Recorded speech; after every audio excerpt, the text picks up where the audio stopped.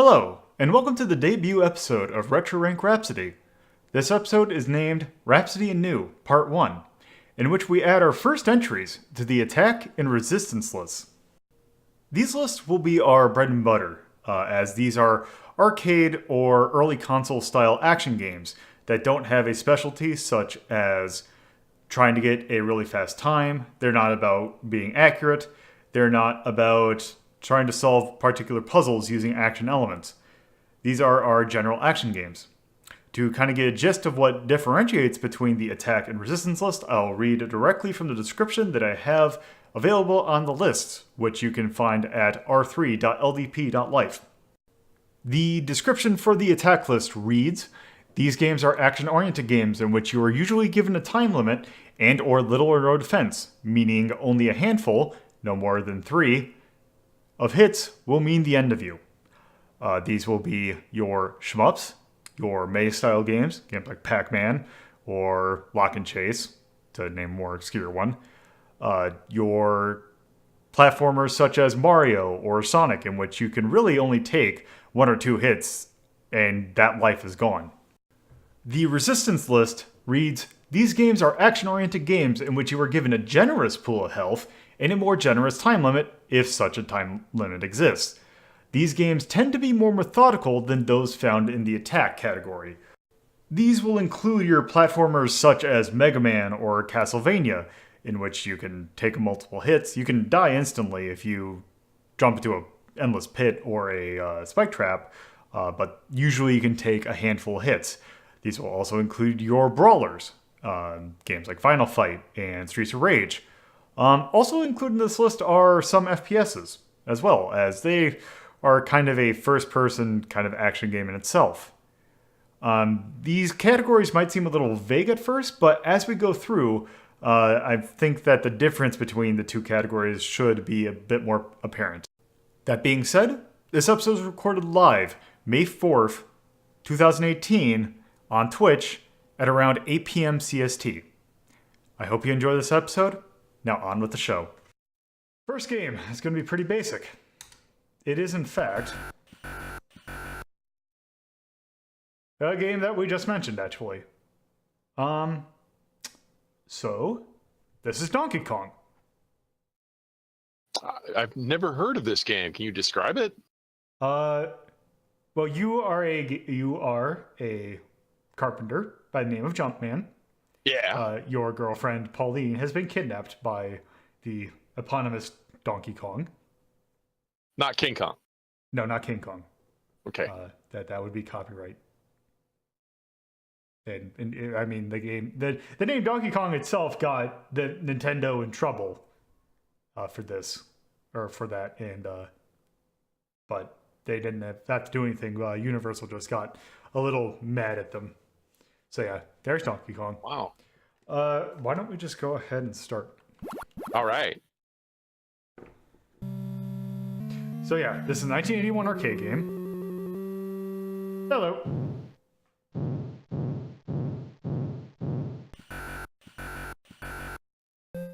And a very important question. Very important. Okay, so you run, you jump. You can grab the hammer, which you can use to smash barrels. Yes, but I assume that you're not doing that because you can't climb while you have the hammer. That is correct.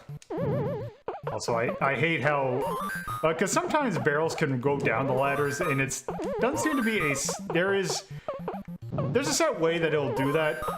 It's just I am not 100% certain of what that is. Okay, it should be okay. Yeah, I'm not that great at this game. Well, this game also freaks a lot of people out because you can't jump to grab a ladder, and it's got falling damage, which confuses people. Yeah, this was in that era where a lot of games had, if you fall too far, you will die. Right, usually more than your own body height. I think it's about probably twice. Oh, I'm surprised I didn't die there. I hate. Yeah, I wonder if somebody in the chat can tell me. So one problem was Nintendo had made another video game that was basically a flying airplane shmup, and it sold incredibly poorly. Yep, that was Radar Scope. Radar Scope, thank you. So Radar Scope was hastily converted to play Donkey Kong, and apparently it was a hit. Because it was a conversion kit. Now see if you're playing the American or the Japanese. Oh, American release dates. So that's another thing I was going to mention. That this is the American version of the game because for some reason they decided to make it so that in one quote-unquote level, basically one loop, you don't play all 4 levels because this game really has 4 different kind of screens. Right. But this the way they do this is that they make you kind of your first loop has the first stage and the 4th stage because this is technically the last stage. The second loop, if I get to it, will have the 3rd stage. That would be in the Japanese version, and the 3rd loop will actually give you all 4. Right. It has a little variety to it. But yes, the Japanese version you would play all 4, like it would have all 4 in the loop. And then for some reason there's a licensed version called Crazy Kong in the US, which has all 4 of them in the Japanese order. Yeah, and there's a little bit of gameplay change? I think there's a couple other changes, but don't know, it's weird.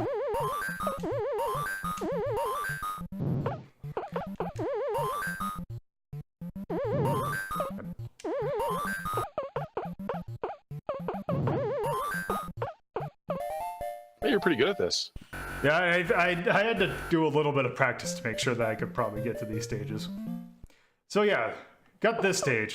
This is normally referred to as 75 meters.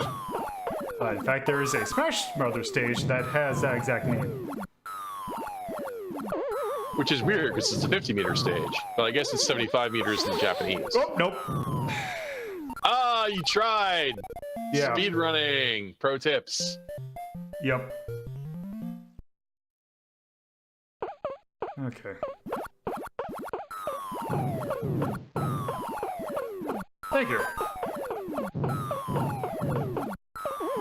Uh-oh, this is bad. Okay, let's see if I can get it this time. Nope! Yeah, none of that going up through the ground type jazz. I mean, if you're used to 90s platformers, this doesn't follow those rules. Okay, let's just play it safe. Okay.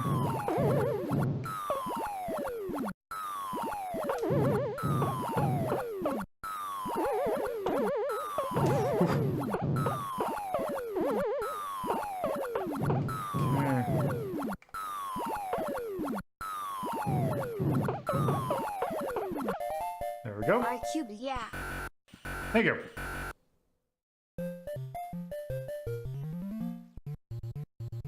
Okay. So yeah, now we're back to 100 meters.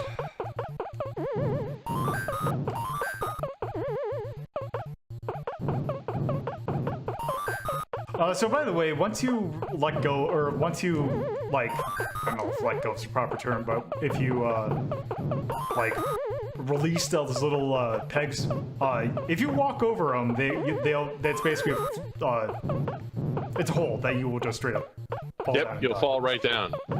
Also, I probably should do this at one point.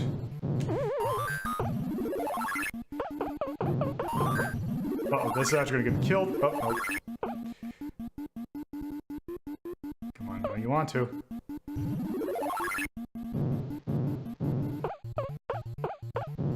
I think you're invincible while you have the hammer. No, I actually just tried. No, you definitely are not. Also, that sucks.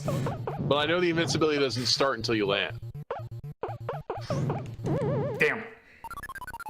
Yeah, those guys are really difficult to jump over. I think you get like 500 points if you do it, but it's really hard.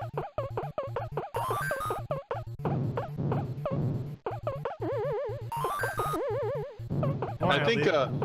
Oh, go ahead. I want to at least get to the next loop so we can actually show the stage that I don't think a lot of people like me who are more actually used to the NES port of this.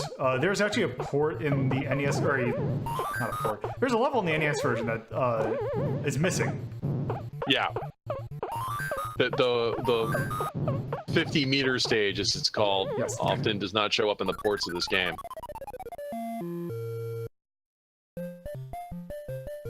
This is also one of the unusual games that if the bonus meter runs out, you'll die. Yeah, because it kind of combines that. It's a combination timer and... Right, which leads to the infamous kill screen, where one of the levels is like level 27 or something like that, the 27th loop. Something like that. I never actually... I never ever... Because, yeah, there's the whole... You know, especially as of recently, because there was that whole thing of Billy Mitchell, yeah. I don't even know if speedrunner is the right term for him, but basically that's a guy who was... He's the high score holder, so I don't think he's a speedrunner. Well, was the high score. Because, yeah, it turns out, much like me, except not using the same thing, he's using MAME in order to play this. And that's a big no-no if you're trying to, do competitive. Yeah, which is, I wondered why he never got caught. Well, because it was things like you had to take the video and then like do frame by frame analysis to make sure that it was like, yeah, this is like it was using an older version of MAME that didn't draw that stuff correctly. There we go. Yeah, it was really weird, but apparently he had it installed in an arcade cabinet. Yeah, yeah. Got like a, I don't know if a Pandora's box kind of thing. Weird. Okay, yeah, here we go. We can't outrun that barrel now. Yep, they throw in little wrinkles like that. Also, at this point, I will be abusing rewind in order to get to the next stage. Alright. I mean, this game blew our minds in 1981 with just how complex it is. Yeah, for a 1981 game, this actually, it is actually very complex. I mean, the stages all look different. Things look like things. So like this. Yeah, you get this weird stage, which I've actually heard it referred to as, I mean, there's an official name for it. It's the, oh god, I didn't realize that would happen. They're referred to as, like, the canonical name for it is the Cement Factory. But I've also, you know, although except those are pies. Yeah, those are pies. Doesn't quite make sense why they have a working pie factory on this level. Yeah. Let's see. Oh. But yeah, just I think like some people like to call this the first game that had narrative story, although I'm not sure that's true. There's got to be some weird like older game. Yeah. But the way it's set up, it's so cutesy and accessible. I was gonna say, did Fantasy come out before this? With a PH? No, there was a game called Fantasy, and I think it was a Sunsoft game. That it seems really old, so. Yeah. Well, this is 1981, so this is pretty old. Whoop. There we go. Okay, so time to fill out this thing. Okay, so, well, we really don't have a choice. It's the best attack game. This is gonna be episode 1. And yeah, due to the way math works, it's gonna appear weird. Until we get more games in here. It's definitely gonna up there weird, yep. Yeah, it's already just due to the fact that it's 50. Yeah, due to the way that I had the math, it's showing that it's actually a low quality, which that should actually get removed once we add more games. Okay, so this is an arcade game. Okay, what do I have that would this be? I think I just have action. I'm just gonna call that an action game.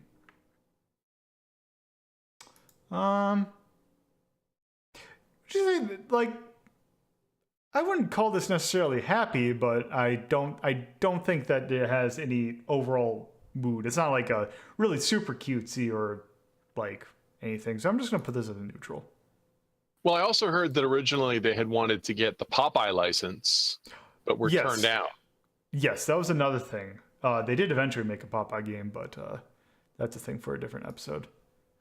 Also, this game really doesn't have an OST in the sense of like other games. Like it has like the little boop boop boop kind of thing, but I don't know if you'd really call it as an OST. Like you could compare it to like something like the shmups that we were ranking.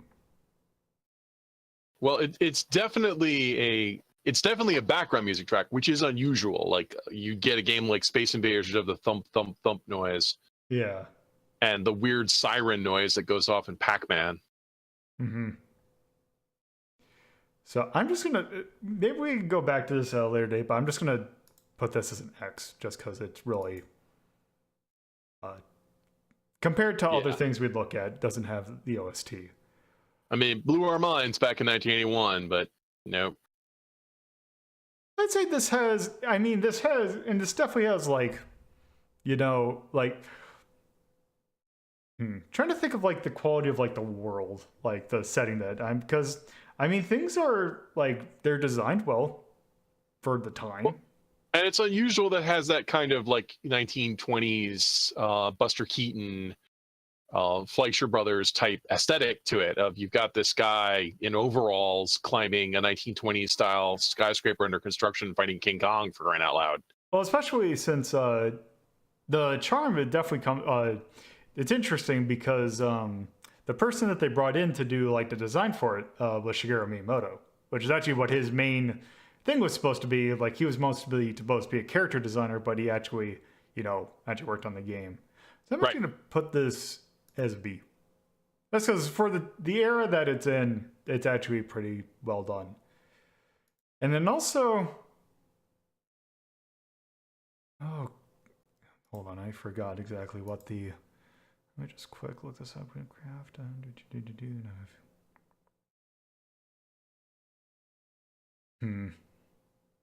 It's a weird thing to say, like, oh, it's like compared to other games because there was really no other game like that at the time. I'm gonna actually put there is one that I can immediately think of. You ever heard of something called Space Panic? I've heard of it, but I don't think from what I've seen of it, it's that. I would say that this is definitely more polished than that. Oh, definitely. But I mean, Space Panic has the ladders. You run around platforms. You try to bury cutesy creatures.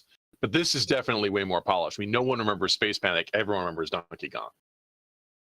Yeah, because I'm going to say for the time, it's about as well as you can do. So I am actually going to put this as a B, since obviously there's stuff that they could do, like the hammers. You're kind of stuck. And you can't climb when you have the hammers. It's not. It is not the most refined of like platforms to consider, like even like today's standards. But it's still it holds up pretty well. Well, there's also like one thing that didn't come up in your playthrough is once you commit to a jump, you're committed to the jump. Yeah, and that will show up in other games that we're going to take a look at, but it doesn't have quite the impact. It doesn't have you don't jump as high, which funny considering that this is going to eventually become Mario, but you're off the ground so quickly that it doesn't really matter, I don't think. Right. It feels sort of natural, but I know that when you try to show this retro game to people, it throws a lot of them for a loop that has falling damage and there's no control when you're in the air. Yeah, but at the same time, when you fall, it kind of makes sense. Mm-hmm. It feels very polished. It's some of the imitators that we could show don't feel as Donkey Kong just nails it right out of the gate. Yeah. Also, for impact, it's Donkey Kong. Mm-hmm. You got to play it at some point. If you're looking at games, like trying to look at the history of it, you got to play Donkey Kong at some point. But which Donkey Kong would you recommend? The arcade version, the NES version? I'd say, well, that's the thing. I'd personally say the arcade version, but it could be the NES version is decent, even though it's missing that stage. But yeah. But yes, at some point you must play at some form of Donkey Kong. Also, hello. Hello. Also, where the hell did you get that name? Burble Spew Kale Scourge. Yes, when did you get that? I just changed it. Okay, because I'm like, I figured I would have noticed that. No, I've been the weeddom, but I decided it was time for a change, and I think that Burble Spew Kale Scourge is a solid one. I mean, it fits my box, so that is okay. I would say Donkey Kong ages a lot better than, say, some of the older games that we've taken a look at, like in Ranking of Shmups. So, crap, I forgot what that's a problem. I got to get used to what these metrics actually. Your own rating system. Yeah. I would say it's a B because I think there is still a little bit of age to it, but like the age kind of makes sense. Like it's not as like damning as, say, something like, I don't know, Galaxian.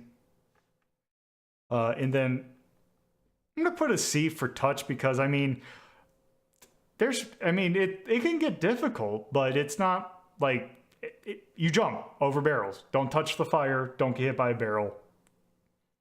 It makes sense. Yeah. So, yeah, it definitely has that arcade immediacy. Arcade immediacy of you look at it, you know what you're supposed to be doing immediately. Yeah. So, yeah. Which is going to become a problem in later arcade games. Yeah. So, yeah, that's Donkey Kong. Now, that was actually a lot longer I was planning on playing Donkey Kong for. But yeah, let me load up the next game real quick. Yeah, so this next game, this is going to be weird because I actually this is an arcade game. The problem is that it's in a really weird era in terms of getting games to run on emulation. That for some reason, even though the game's been out since the 80s, they decide to change the ROM set. So I actually had to go to the next available, or the next best arcade port, which is actually on the X68K, which is a Japanese computer, if you are not familiar with it. I'm not familiar with it, so good to know. So I'm going to load it up real quick.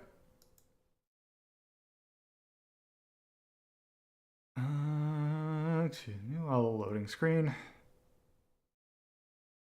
Also, you're going to hear a little jingle, hopefully.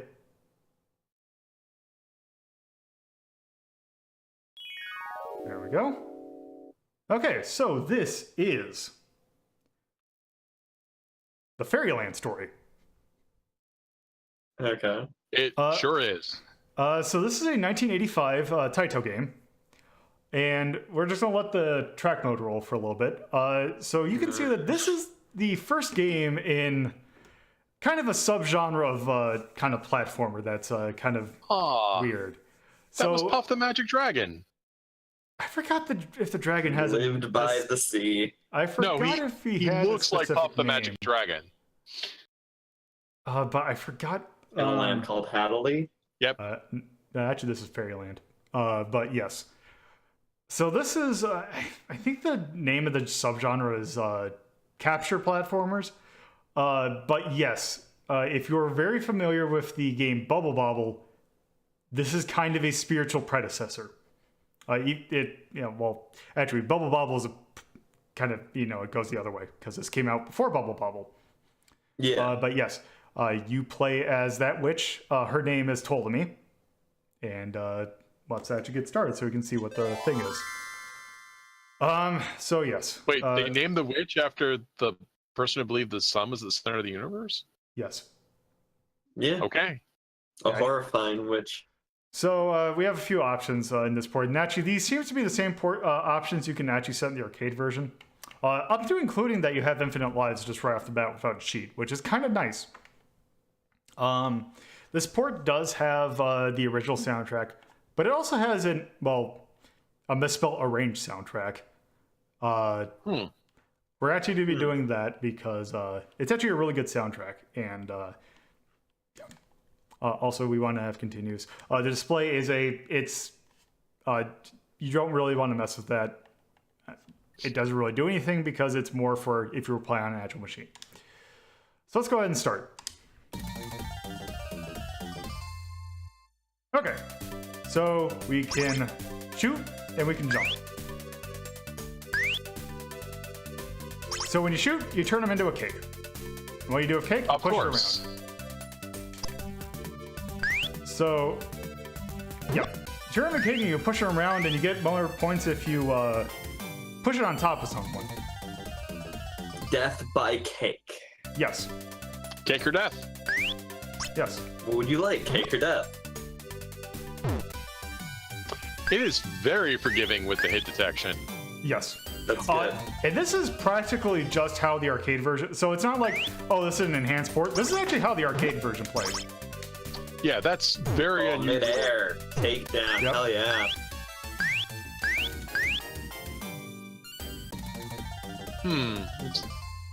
I'm starting to see what this game wasn't necessarily more popular. So those things will shoot at you, and if you do that, you move slower and your shot doesn't go as far. A tiny wizard. Or witch, technically. Okay, so that power up that I picked, Was that the annoying stick? so for a while it would let you, so if that thing hits me again, it will kill me.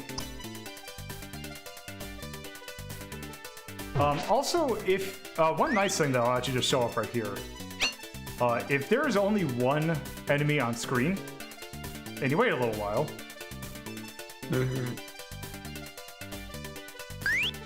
I think you gotta have captured it once. But they'll disappear.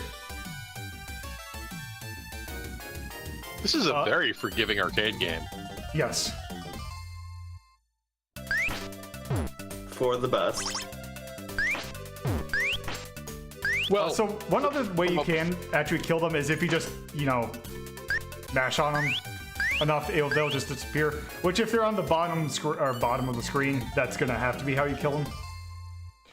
Okay, so these dragons, so what they do is... It's bubble and bobble. Once they'll... so you kind of saw them blink. So what will happen is, that.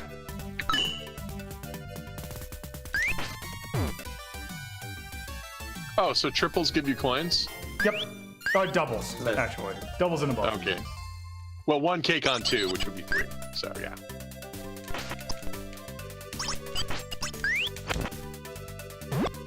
Oh, they can push cakes. Can you actually get squashed by one? Yes, you can, actually. It is kind of tricky to have that happen, but yes, you can. Must be very embarrassing. If you're particularly incompetent like me. Yeah, the first time I had it happen, it was like, I was jumping into like a group of enemies that there was a cake, and it was like, it's a very specific circumstance, but one thing I will say about that actually is, I don't know if you noticed, but there's a lot of detail into the sprites. Yeah. I haven't shown it off yet because I haven't died yet, but every kind of death that that can happen has its own death animation. You touching an enemy, you getting shrunk twice, you getting lit on fire, you getting smushed, and a few other things will actually cause they'll have their own death animation. Also, one thing I don't know if you noticed was that you can actually... So, there's contact damage in this game, and you only take one hit, but it is only from side to side. Oh, what is that? Oh, I don't know if I'm going to get in time. Oh. Oh no. Wow, you actually died. Yep. Fly away. So we're never going to figure out what this that power-up did. Whoop.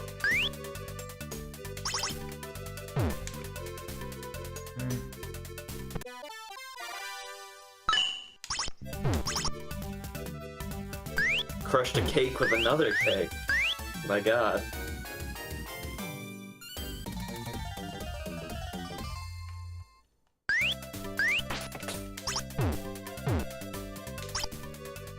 This is like one of those fake games you see on the Game Center CX collection. Yeah, kinda. But it actually feels a little bit better than them. Okay, so the Ghost. The Ghost basically, what their thing is, they can, they're gonna do it. Also, so they didn't explain it, the Golem guys, basically their thing is that, they can break out of cakes a lot easier than other enemies. Oh, okay. And now we're gonna really get into Bubble Bobble territory with, wrapping screens.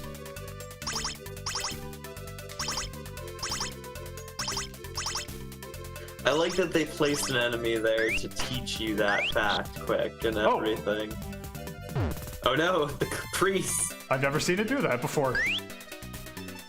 Priests make more priests? I guess. Okay. Nope. Some fine evangelical work. Wow, they were making more when you died. Yeah. Aw. Just get rid of that immediately. Oh, what? Oh. No. I was hoping we'd see if you could break the game. Oh.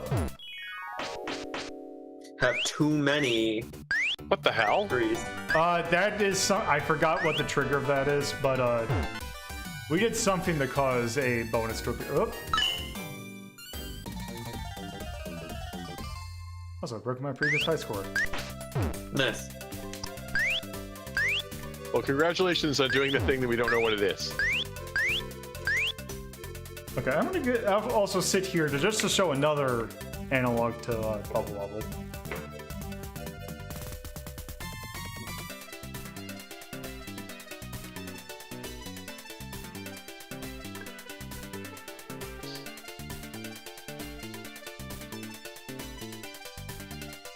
Everyone's so adorable.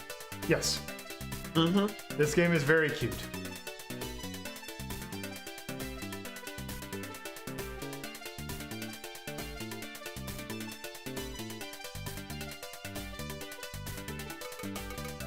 Come on. Will the I know- golem guy eventually get tired or something?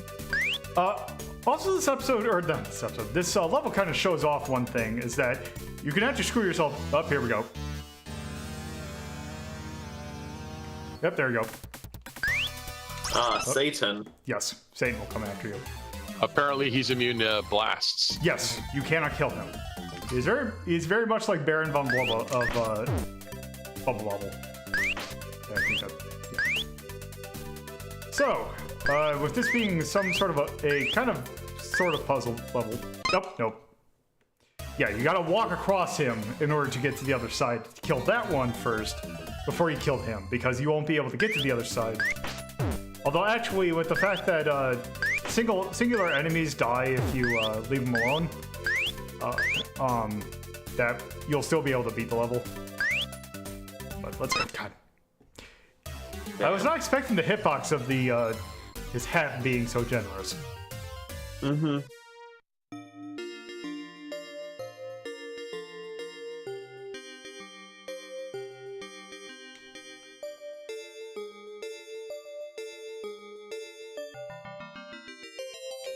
So let me do this, because I haven't seen the... Okay, so also just to show off the age of this.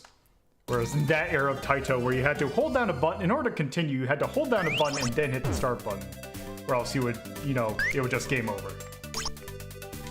Because Arkanoid, I know, did that as well. Okay, let's see Well, if I can there's do someone this else right. waiting to use the machine, you know. There we go.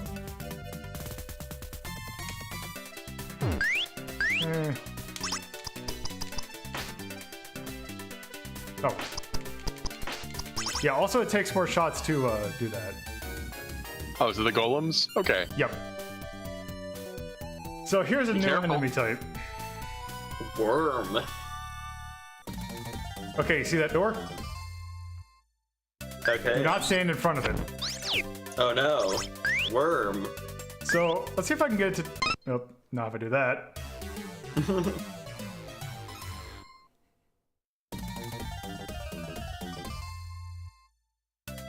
So why don't I just show this? So what'll happen is that. Well, that's nightmare fuel. Okay. Punched by worm.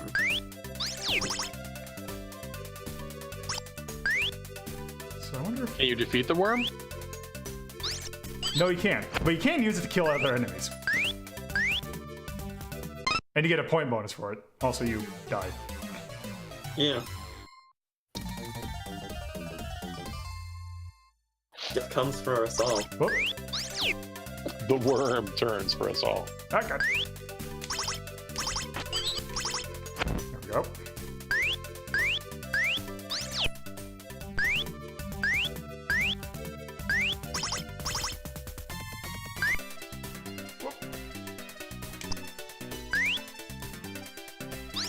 Oh, no! You ignored the cake, went straight for you.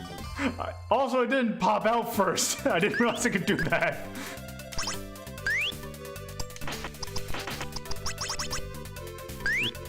I offer sacrifice. Oh, you can't take the cake. Nope, the worm Nope. craves meat. Okay, I think that is enough of Fairyland Tale.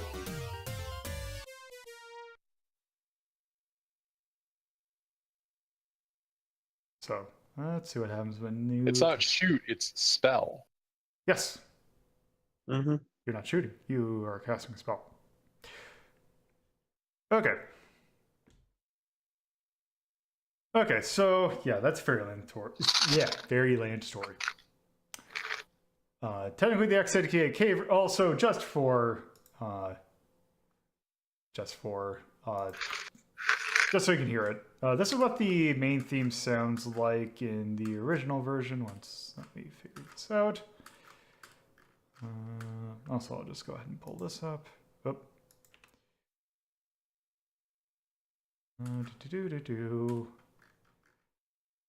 The Fairyland Story.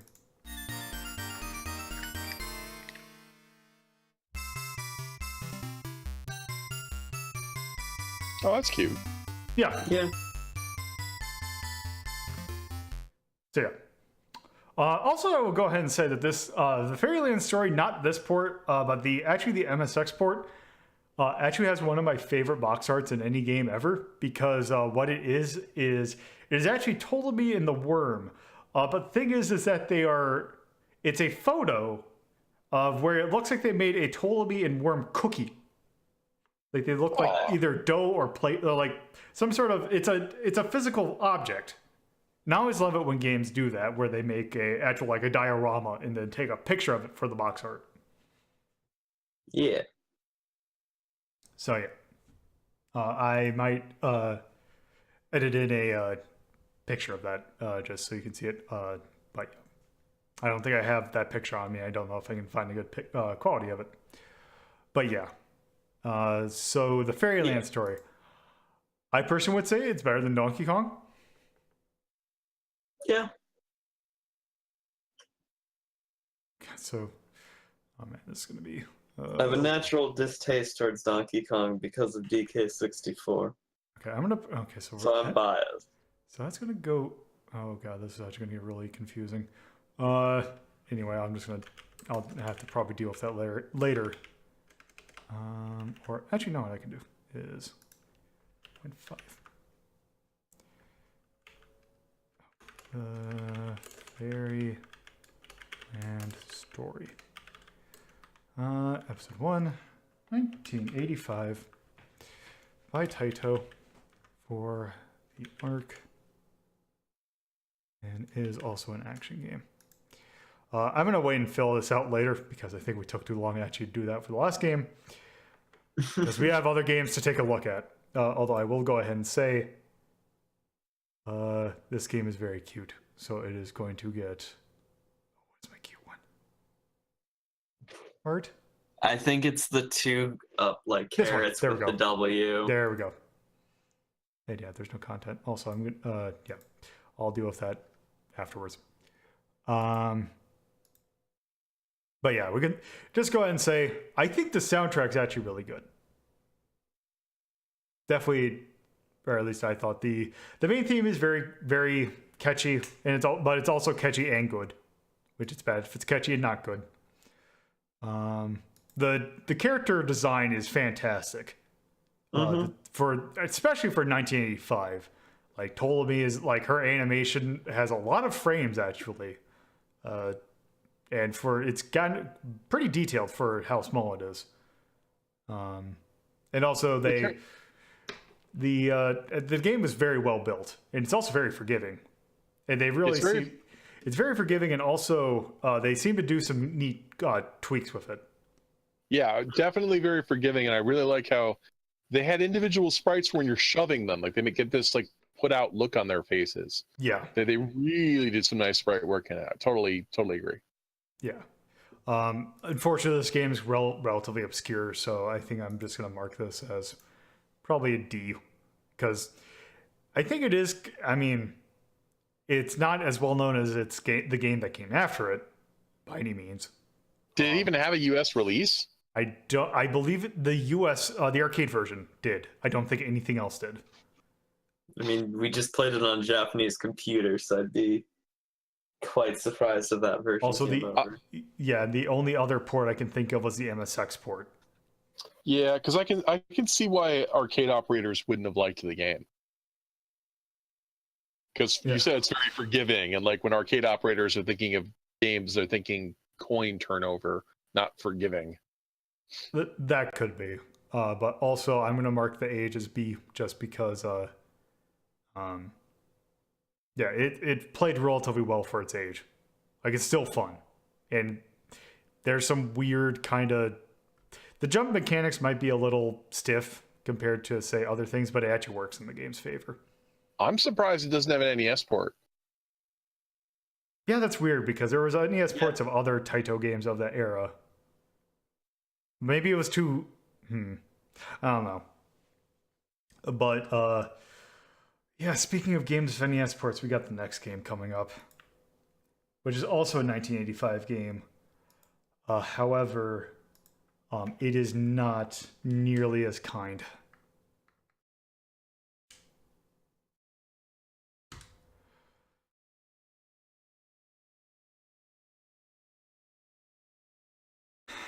So let's load this up.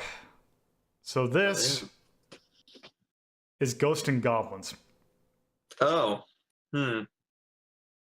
Yeah. This game. Speaking of forgiving. Yeah. So I think I need to turn that down. Also that got Capcom arcade games always had, especially of this era, just had that weird sound that sounds like something wasn't quite right. Yeah. And it always, I don't know if bugs me is the right term, but yeah. But why don't we just go ahead and start, just so we can... Oh, also, if you put in a coin, it shows a new area. Also, the music, if you let it go, really interferes with the way that this... Let's just start. Okay, so we are King Arthur, and there's our girlfriend. I can't remember if she was called Prin Prin at this point, but at one point she is just referred to as Prin Prin. Amazing. So yeah, we have lances. We don't want to pick up the fire. But yeah, also you were saying something, or I think Rhapsody, you were saying something earlier about very stiff jumps. This game is notorious for it. Yep. You have zero air control. You are 100% committed to a jump. And you were in the air for quite a while, compared to Donkey Kong. Oh, okay. That zombie came out of the sky. Yeah. I've never seen that. Also, here's this prick. Red armor? Yep. Yeah. Yep. He's in a good video game. He's also in a bad video game, too, namely this one. Yeah. Wow. It's amazing that I'm spending my day watching other people play horrible video games. Oh, God. Lords of the Fallen earlier, and yeah, this. now this. Yeah. Oh, God, also these things. Also, one thing that's really annoying is that for crouching, you kind of... Oh. Ooh, wombo combo. Yeah. I don't think any of us are going to give you any crap if you rewind. So one thing that what I was trying to say is basically when you crouch, you have to commit to the crouch too. Oh. Like I hit down and then you get up. Like that's me tapping down. Like it's not, there's a delay for getting back up. Also, yes, when you get hit, you lose your armor. Yep. Also, unlike other versions of other games in this franchise, you cannot shoot up. Rendering these enemies really annoying.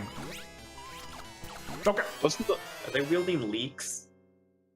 I don't know. I think those are pitchforks. Yeah, I'm pretty sure they're pitchforks.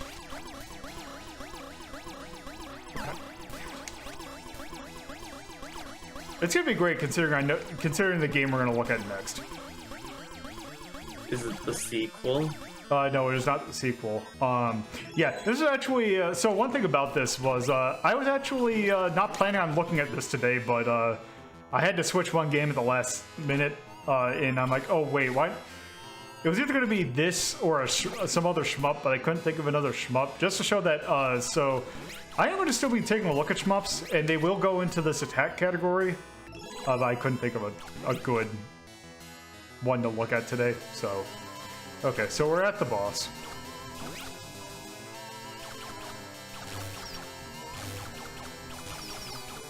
I forgot what this guy's name is, but yeah. As you could probably imagine, every boss has its own name. Looks like a Cyclops wearing... Actually, now that I think about it, I think it is. pads. I think it is just a Cyclops.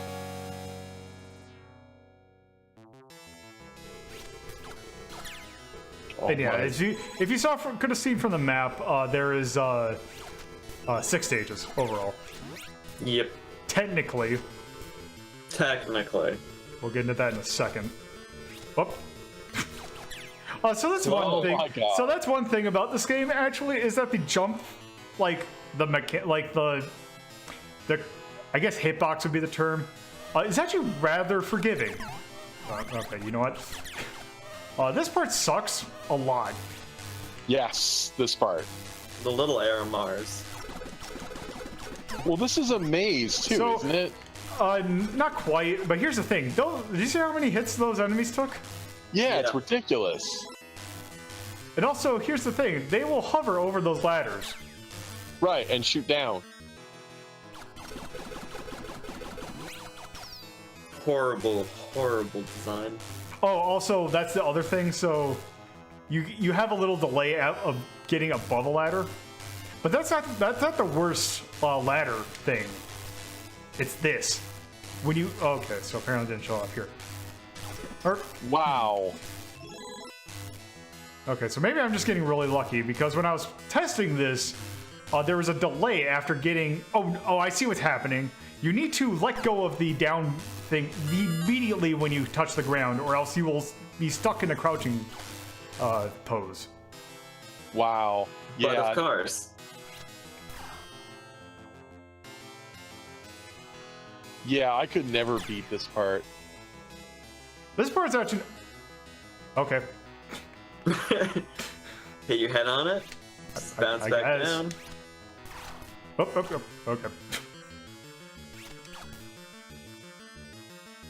Collision is not a thing that was well designed in this village. So that actually reminds me of the fact that yeah, U.S. well, Western name for this is it's Ghosts and Goblins and other things of that similar nature. Okay, so here's one thing that's really annoying. So also there's a timer. Your 40 seconds. That also there's a timer. But yeah, here's the thing for all the even bosses. They're just 2 of them. The 2 of the original boss. Also, Holy. what am I supposed to do here?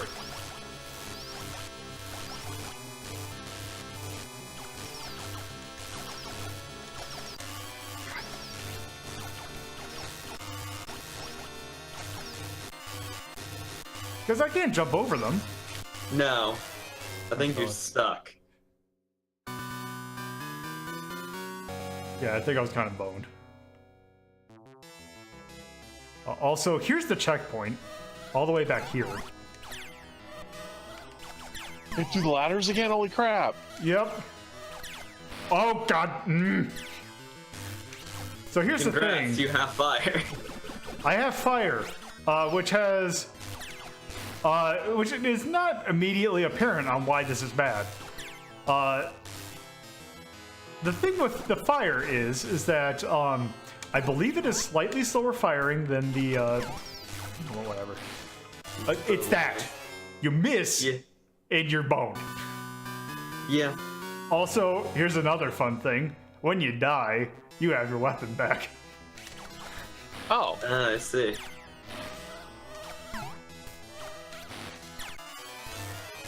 Okay, you know what? I've had enough of this. Ugh. Game sucks. You play this out of need, not for pleasure. Yes, I need to get that at some point. Does the arcade version make you loop to get the good ending? Oh yeah, forgot about that stupid part. Yes, it does, because that's the gimmick of the entire franchise of Ghosts and Goblins. Because there's other games in this franchise. So you beat the game, you beat all 6 stages, you get to the last boss, you beat it, and oh, you got to beat the game again in order to get the good ending. This is bad end. Yeah. The thing is, in order to get the good ending, not only do you have to beat the entire game again, you have to do it with a really bad weapon Yeah. that you have to carry throughout the entire game. Yeah, it's just like the. It is incredibly dumb. So yes, I'm going to go ahead and probably say that that is the worst game we've taken a look at so far. Yeah.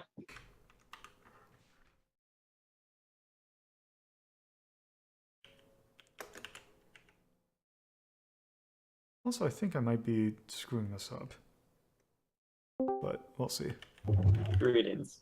Well, yes, but come on, Risen, you have to say this is much better than Lords of the Fallen. That spider walking They're over that both pit was pretty kind of bad. funny. Carnal, did you say like watch Lords of the Fallen, or were you like distracted by like literally anything else? Fair point. Because like I also at apparently least I cannot Bear type in usually Capcom. didn't die in 2 hits. But yes, maybe literally 2 hits. Because also I don't think that there is a way you can recover your armor in that version, other than beating the stage. Oi. Also, I'm going to say that this is. Oh, what is the? I'm technically. You know what? I'm just going to put serious or no. It's color. amazing. It's great. yeah. Now that I'm like maybe one of like a small percentage of people still left on campus. The internet is mine, and it's halfway decent now. Congratulations. Also, as bad as that game is, I'm going to market that it was definitely very popular for its time. And you know what, actually, I'm going to say it was popular for the time. It was one that a lot of people knew about, but that doesn't mean that's good. Also, age. Yeah. Oh no, ages so terribly. Yeah, also touch. Yeah. That game is brutal in every possible way.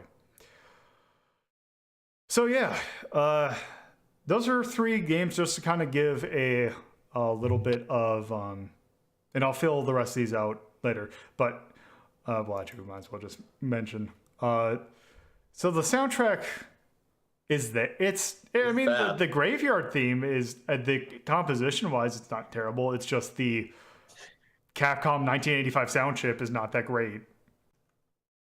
Also, the sound effects are not that good either.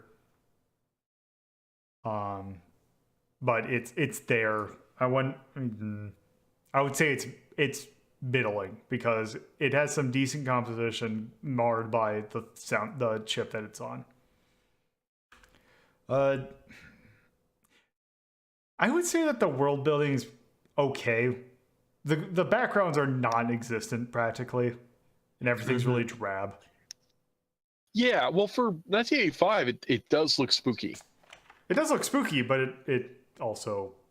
Remember, FairyLand Story also came out that same year. Yeah. Yeah, but Fairyland's backgrounds don't look like anything. Well, yeah, well... I mean, every stage in Ghosts and Goblins is varied. It looks different than the previous one. You had all those shutters on the windows, the trees, the underground caverns. I'll kind of give you that, but... I don't think there was any moments where you were staring at something going, what is that supposed to be? That is a true point, but then again, it's also 1985, and I'm used to how detailed the sprites in the later. Right. By the time you get to 1985, stuff looks like things. Yeah. Also, craft. That is. There was other games of that ilk at that point, and they were much more generous than that. Yeah, I'd give it a C at best. Mm-hmm. This is it's going below C. This is sub-average. It has an amazing level of dickishness. It is designed to be an asshole, and it does that in spades. Mission I will give it accomplished. that. It is designed, but to what end? Well, to take your Well- quarters. I mean, yes, but that's not the point. That's the mathematician's answer. Yes. Well, I don't know. I'm just looking at why would you have Ghosts and Goblins instead of Fairyland? And I would be thinking if you were an arcade owner, you'd probably see a bigger quarter turnaround with Ghosts and Goblins.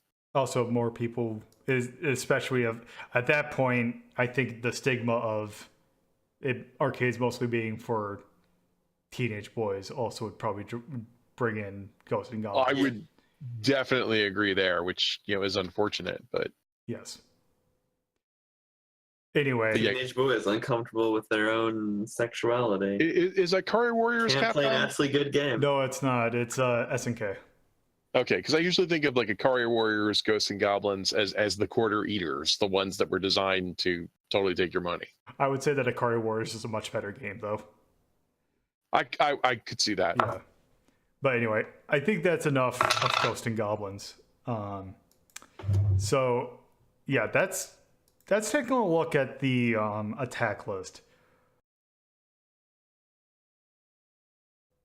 This first game that we'll actually take a look at will actually kind of illustrate this perfectly, I think. And also, it's a good comparison to Ghosts and Goblins. Came out the year after. And as we're probably going to hear in a second, hopefully,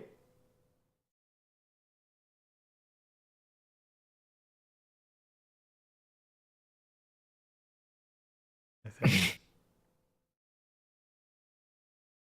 Give me a moment. Here we go. It is a Famicom Disk System game.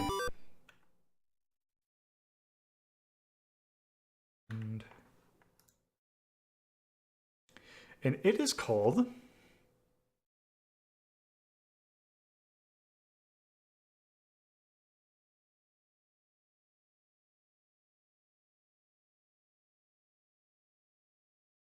Akumajo Dracula.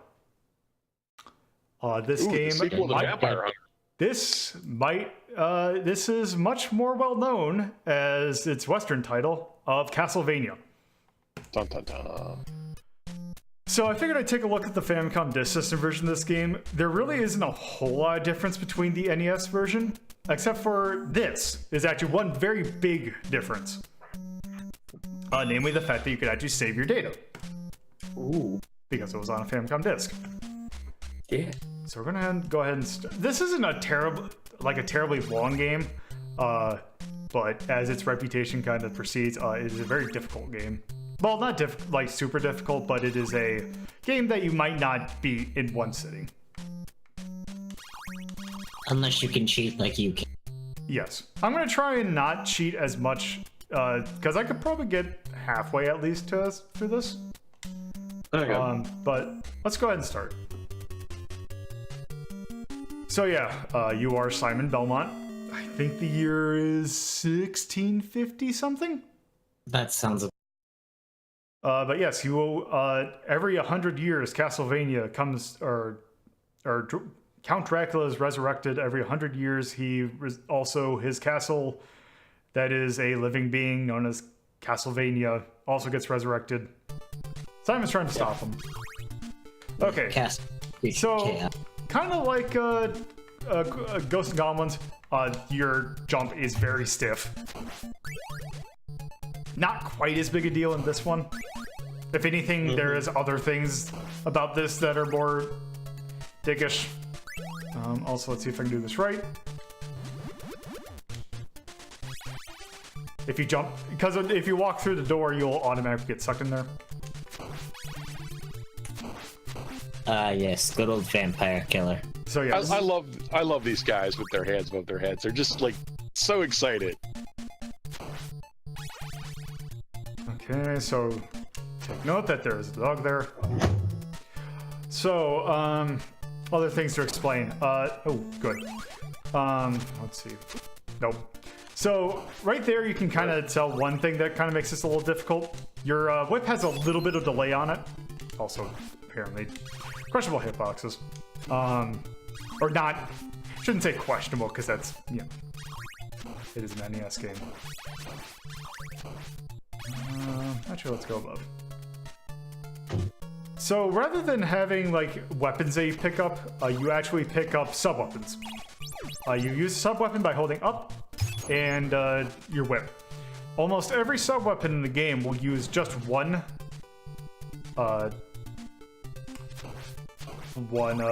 heart, yes, which are basically your ammo.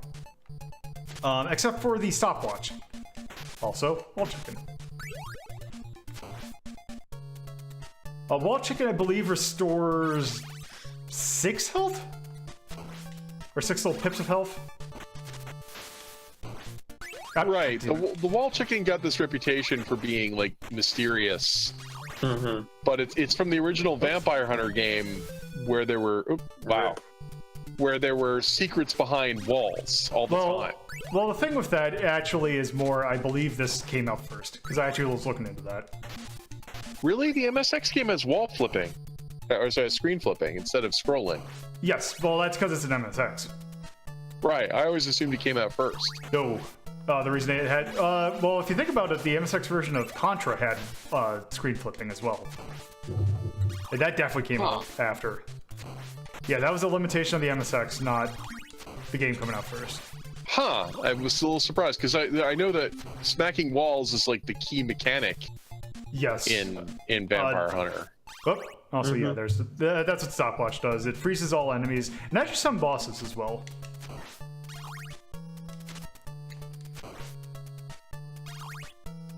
Also, I should do this.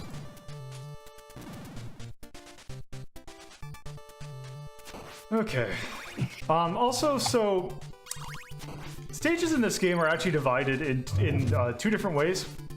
You have what are referred to normally as blocks, which are basically like the main, what you'd think of as stages, and the substages. Every block has its own substage, or has 3 substages. Also, the item that I picked up is a doubler, which means we can throw 2 sub-weapons out at the same time. Woot woot. This works for every sub-weapon except for the stopwatch, as you can probably imagine. Yeah. Also, Castlevania tradition. Nicely done. Nope.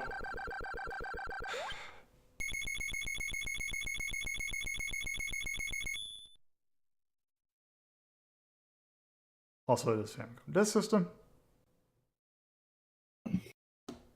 So yeah, there are 6 blocks in this game. So it's not terribly long. Yeah. It is just, you know, Castlevania. Okay, so there's a cross. Cross does that. I want to say there's some games that actually, if you catch the cross, you will get the heart back, but I forgot which one it is. Also, if you break this, didn't crouch.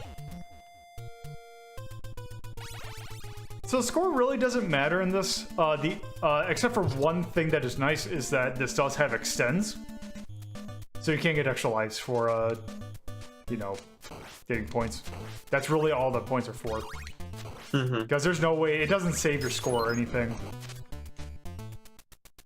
It's practically an XP meter. Let's see if I can time this right. So the thing with the holy water in this game is that it is actually very deadly because you can actually use it to freeze enemies in place. Because there's very much hit stun in this for enemies. Yeah, it's this very like slow, methodical planning game. Mm-hmm. Especially the delay when you swing the whip.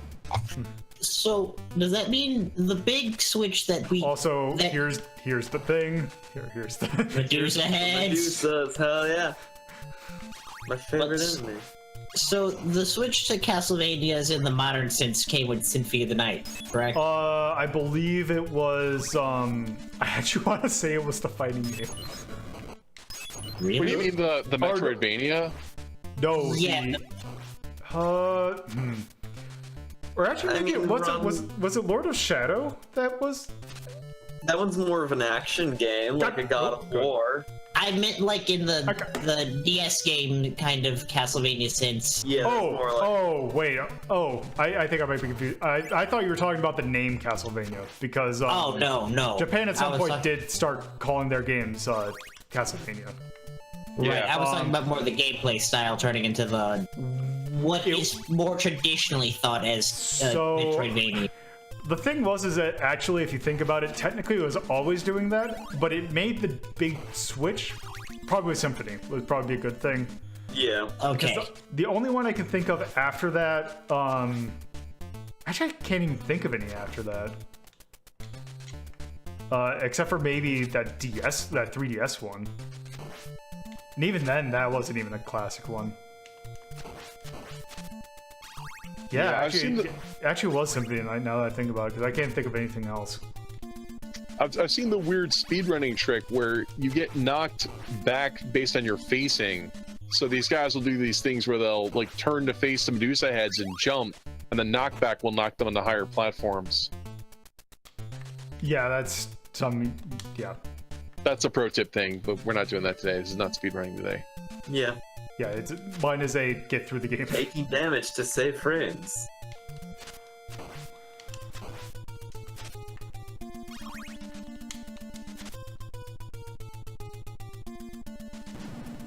Nice touch. Okay. Also, one thing that really only matters if you come in through with a existing life. There's wall chicken right there. The thing is, so that's a checkpoint. So that's really that. I don't know why they put that there. Okay, there we go. So you can duck here. And there. Don't want that. Also, the thing with those that you want to be careful for, if you walk to the side of those things, it will kill you instantly still. So you don't have to get smushed by it, you just have to touch it. Can't you throw holy water from down here onto the heads? Probably.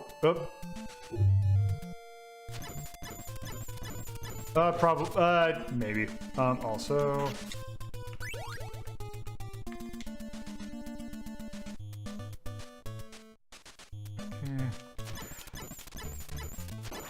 So you can actually hit the destroy the fireballs with the whip.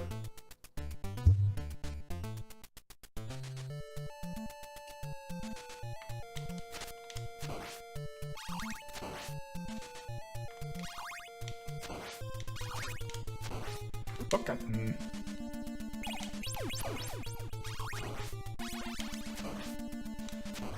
Okay, now let's just make sure. Yeah, that's in. Yeah. Okay, so here, It's boss Medusa. Medusa. Yes. And here's why the holy water's really good. Amazing. It's a way to exploit things. So that works practically on every boss except for the bat. Mm-hmm.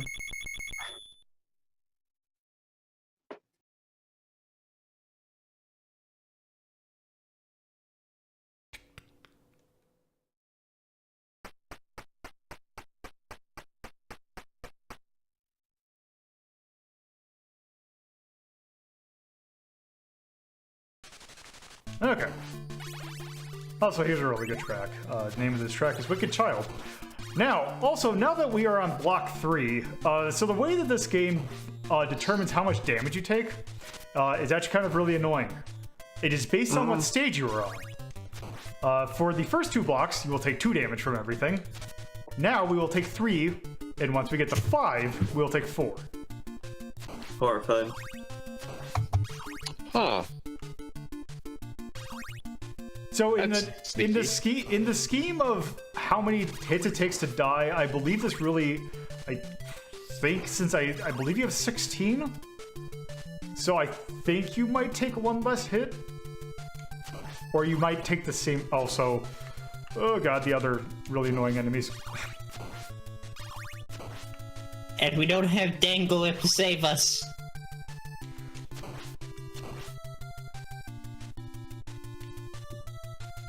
I mean, this game has a reputation for being really hard, but you are nailing it. Yeah, it is. Well, that's a lot of retro games. Basically, it is. Oh, it's hard, except until you know where everything is. Right. Yeah. They used to call that replay value. Also, I've been playing this game for. I believe this was one of the games that I had as a kid, so I've been playing this for over 2 decades.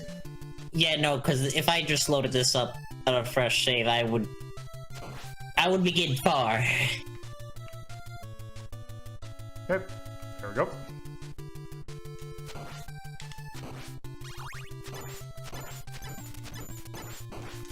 Hey, these guys. Go.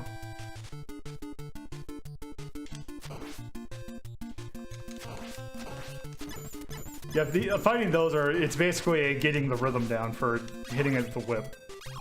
I really like how blatantly obvious that you're orange and the safe ground is orange, so you know what you can land on. Yes.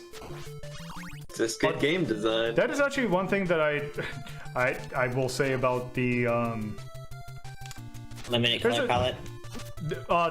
Also one thing I was remember from that one Eagle Raptor video comparing this to Castlevania 2. This game uses complements a lot. Yeah.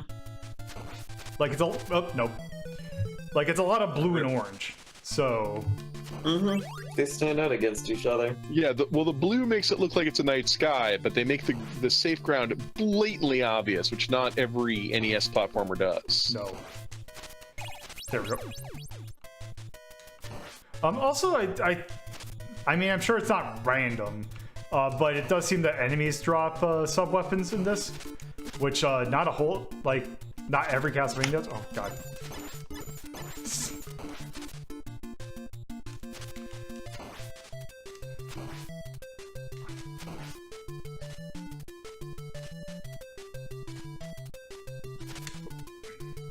This is the final level, yay! Oh, God, oh, this sucks. What? I forgot. Oh, man, I really... Oh, You got a dagger. a dagger. Also, oh wow, that sucks that they only give you oh, that's good. Okay. Oh god, this sucks.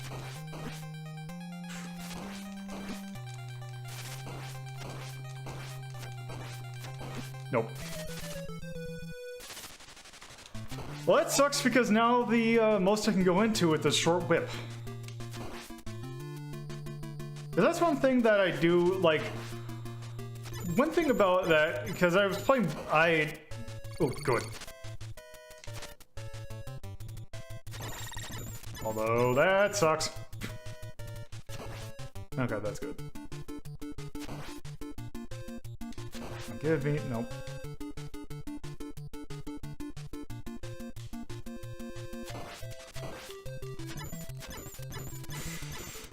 Oof. Okay. Okay.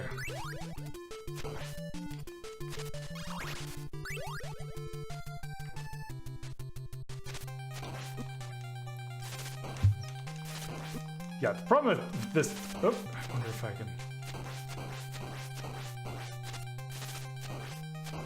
Yeah, I think if you get... Oh, okay, nope.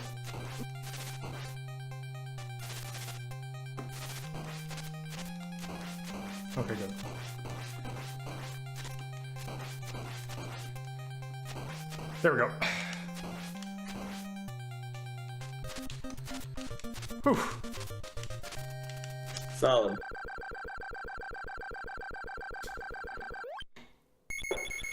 Now time for the really annoying level.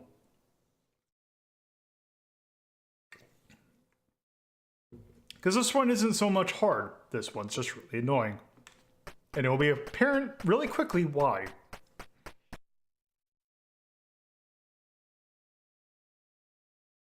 Also. Oh god, here we go.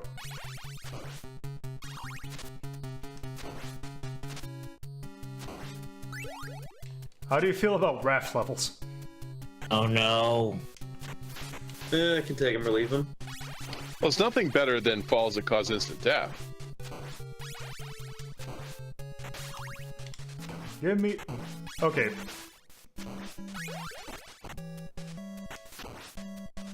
Why you fall so fast? Yeah, I don't know. You fall like a brick in this game.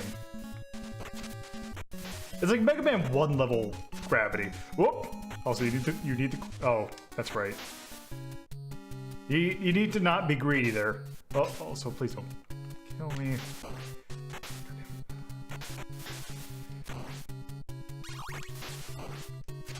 Oh wow, my... I forgot, I did practice this just to... Finally!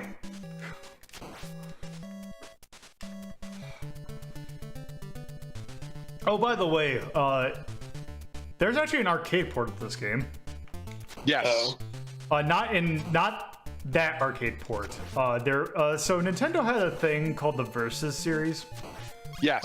Where basically they would convert their NES collection into arcade games.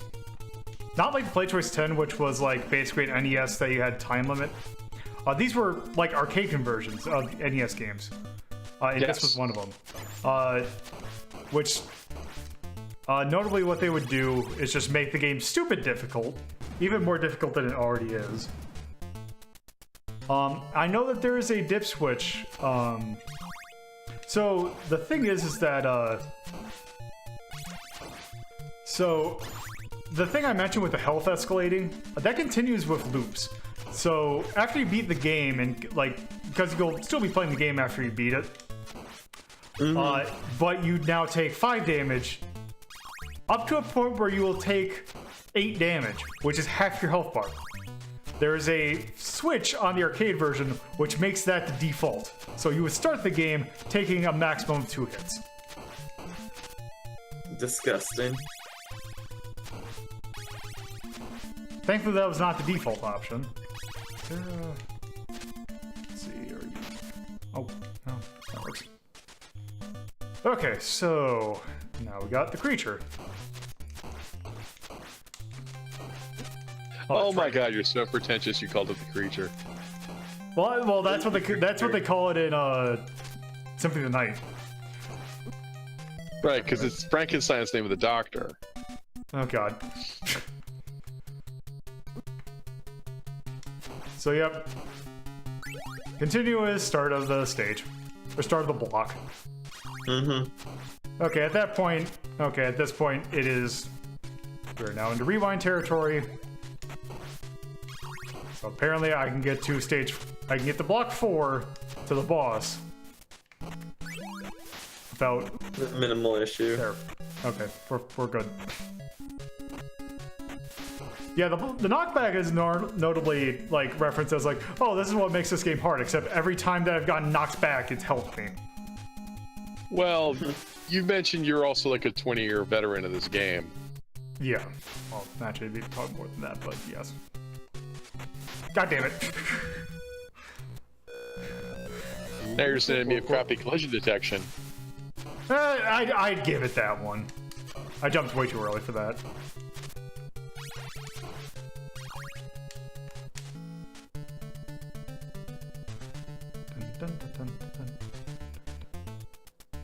Also, it's weird that it plays this music again. Well, there's only so much music they have. That is true. But they could have just continued to play the same song. Oh, it's a new area. They want new music. Okay. I mean, this music is classic.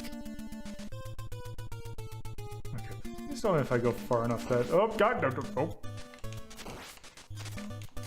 Okay. Oh. Okay. What does the ewer do? The what? The pitcher. Oh, it's invincibility.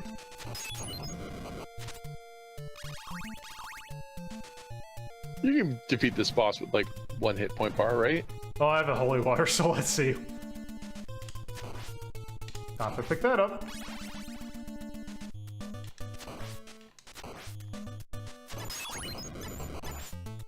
Oh, good. That'll help too. Is there a... Okay, I knew there had to be something. Yeah, corners are basically always just... They're probably gonna put something there. Oh, okay. Let's see. There we go. Oh, master thing. Okay, I should be fine. Go. And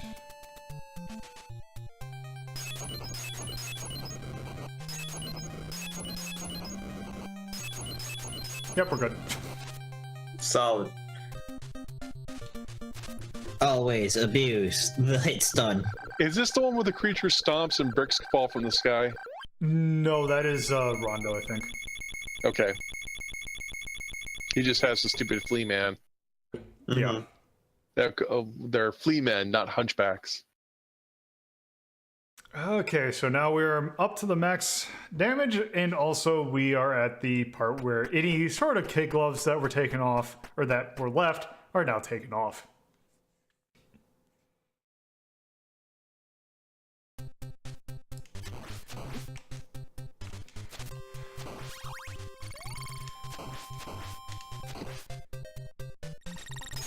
Now, is it true that if these guys throw enough bones, they'll fall apart? Oh, no.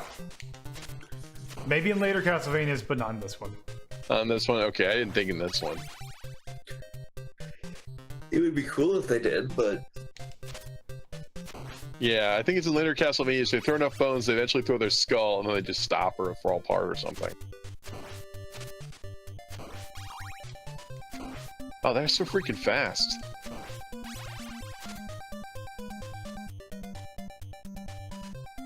Also, these guys.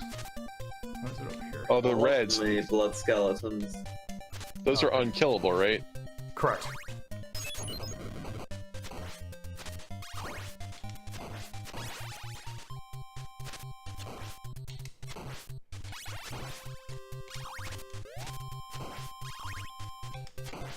This one? Yeah, there it is.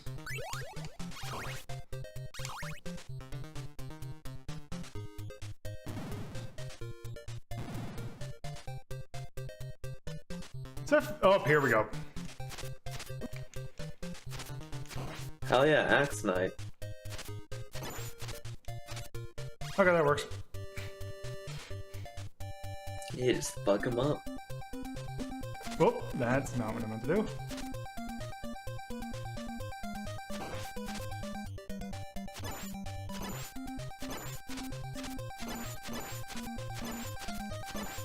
How handy is an axe? Fortunately, it does not do much to get. Well, that's not. No, I mean like the yeah, it holy gives you one is much better, but yeah, that gives you an axe right in front of the axe lord or axe knight, whatever. Also, it's funny that this particular piece of music will actually later be used half later be used as a theme for another Belmont. Not for much, Julius. ah, The best one. God damn it.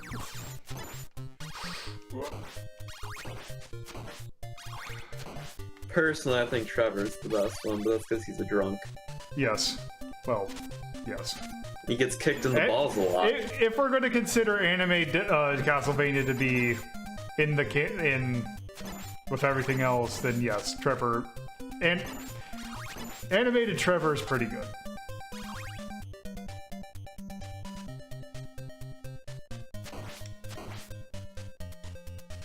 You know what? Many a nut shot await House Belmont on that adventure.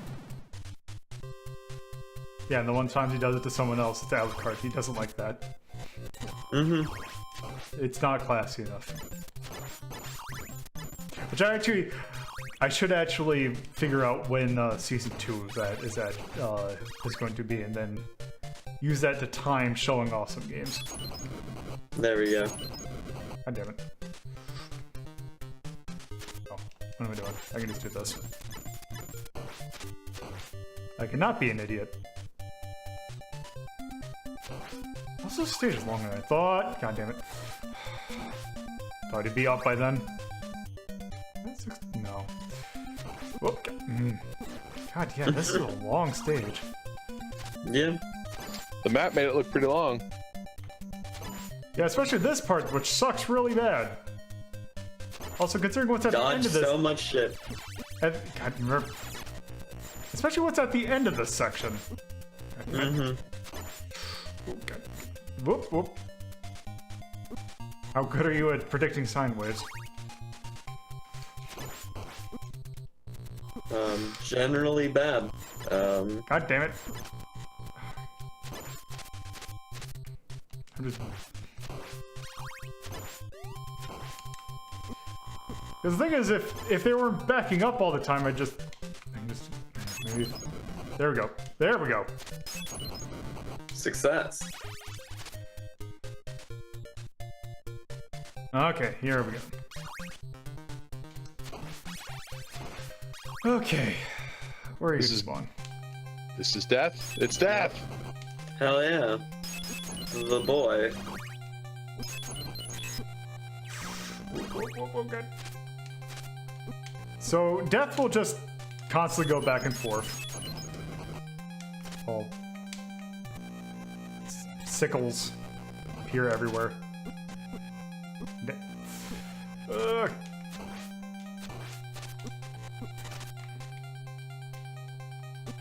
Whoop, he bumped up. God.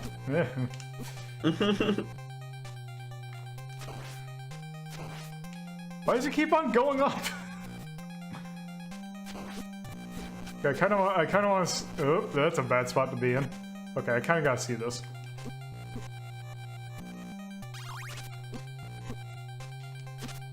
Oh god, this is gonna be a nightmare of rewinding.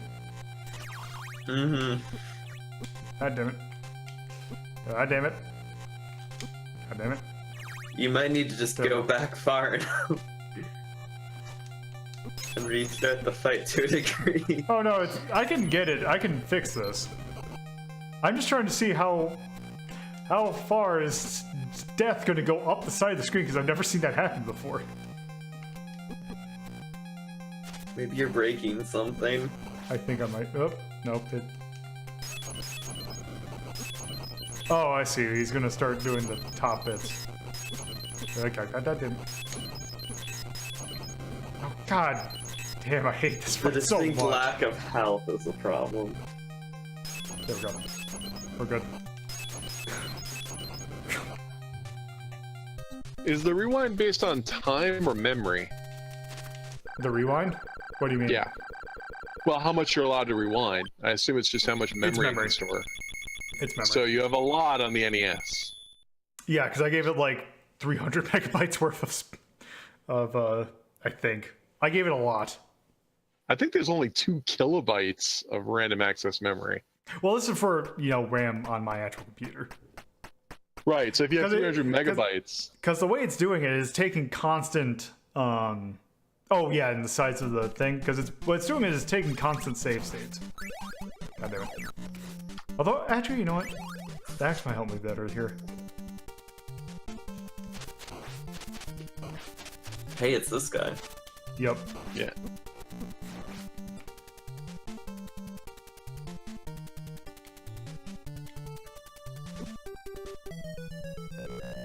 Nope. Rip. This part, I hate. Oh! I don't know why Twitter just announced my stream. That's kind of unfortunate that it did. I mean, it's fortunate that it did. It's just fortunate it did it now. God damn it. Horrifying. God damn. I guess this Use is your the watch to stomp the I bat. can't because I don't have 5 hearts. Oh god. I guess this is the game Ugh. getting back at you saying the easy parts now. I was saying, I never said that this part in particular is easy. This part sucks a lot. Well, yeah, it's just now it's done. It's had you clowning on it earlier. I'm gonna need as many hearts as I can. Oh, whoops. Whoops.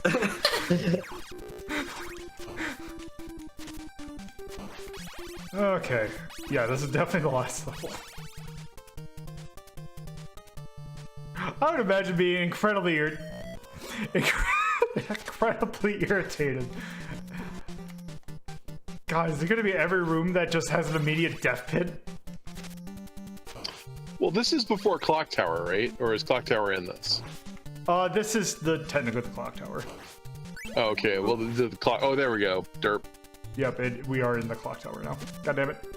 Oh, we're good. You're fine. But Everything's this is fine. this is before they started doing all the fancy animations and stuff. Yeah, they did not have the space Yeah, to do it's that. not handle that. Especially Famicom, this system couldn't handle that as well. God, No one can handle that Oh at this god, time. this sucks. Would have blown everyone's fucking minds.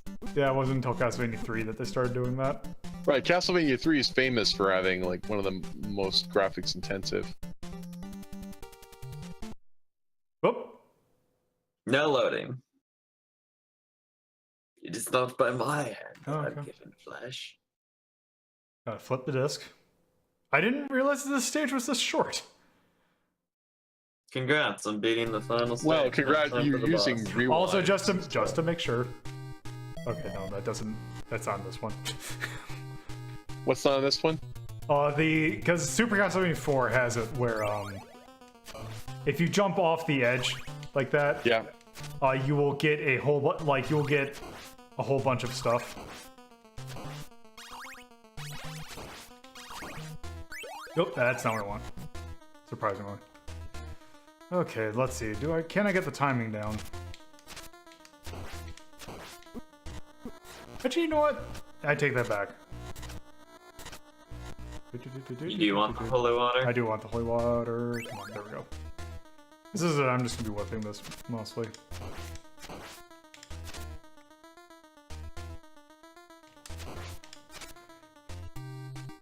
I don't like his design in this. It's kind of comical. Like, he looks like a Muppet.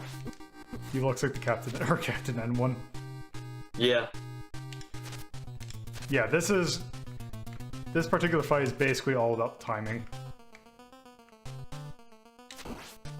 Like, not that. And also, Can't wait for Alucard to show up and say tubular at you. he does not show up until later. Symphony of the Night, but with the Captain and Alucard. I'm surprised No. someone didn't ROM hack that. I Are mean, you not saying really, You don't but want a bat boombox? no, I do not want Carnival. to bet. I'm saying that exactly. Carnival, you have no fun. God damn it. That. Okay, that works. I hate this phase of the fight because this phase is always boring every single time it appears. Mm-hmm.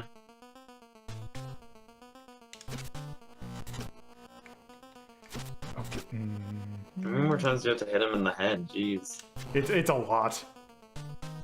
This phase of the fight sucks. It's always sucked in every single Castlevania it's appeared in. At least it's not 4, Oh, there in, it goes. which it takes like 30 hits to like. Oh, there we go. How goofy. Yeah.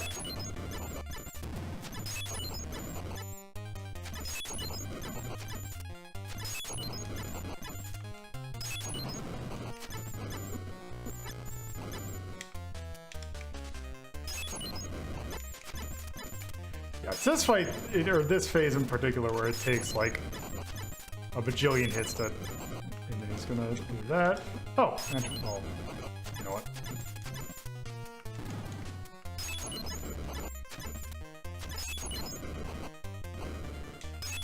Oh, Wow, it takes like 4 hits to take a single bar off of him. There we go. This should at least help. I don't think I'll have enough.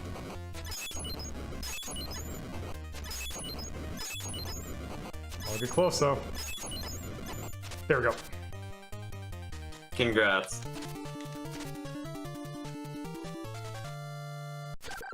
Got it.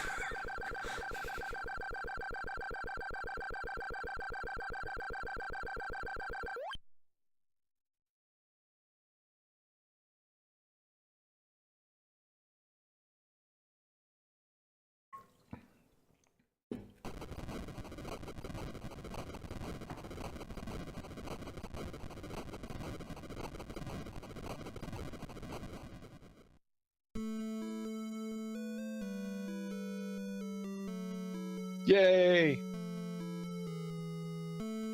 You did it. James Banana. Christopher B. Played Dracula.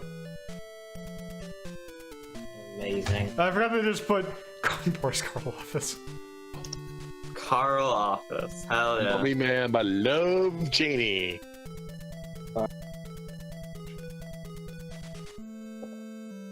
Max Shrek, wow. Green Stranger. Half a bar read. Andre Norrell. Joe Yen. Simon Belmondo. Oh, I didn't realize I put his name there. 'Cause, yeah, that's right. Belmondo! Because that's right. Because they don't call him Belmont. They call him Belmondo. Well, that's probably Belmondo. Japanese transliteration. Belmondo. Belmundo. Returns! Belmundo. All right, let's see. Although there is one thing I am curious about.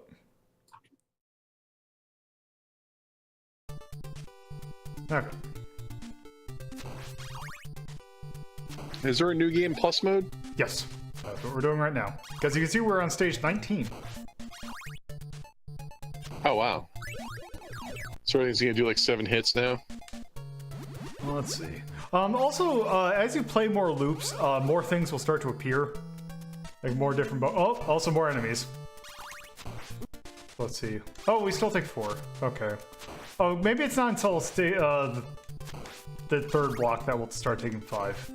Or maybe cast out. We're Yeah, not but gonna I miss these guys. They're so cool. Yeah, we're not gonna find out.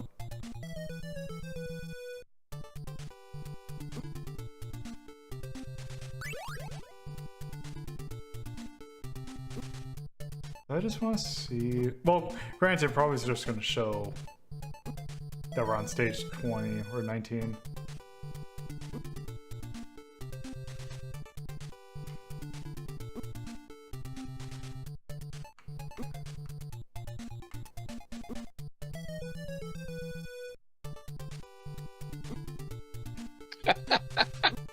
I've never seen someone have to work so hard to die in Castlevania. There we go. Okay, save.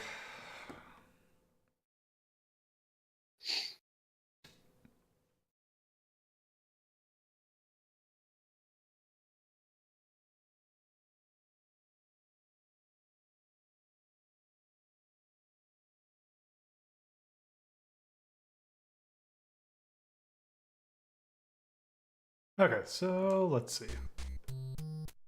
Oh, okay, so it says I'm on loop 2. Or that's second death, I don't know. Anyway. Yeah, that's Castlevania. It sure is Castlevania.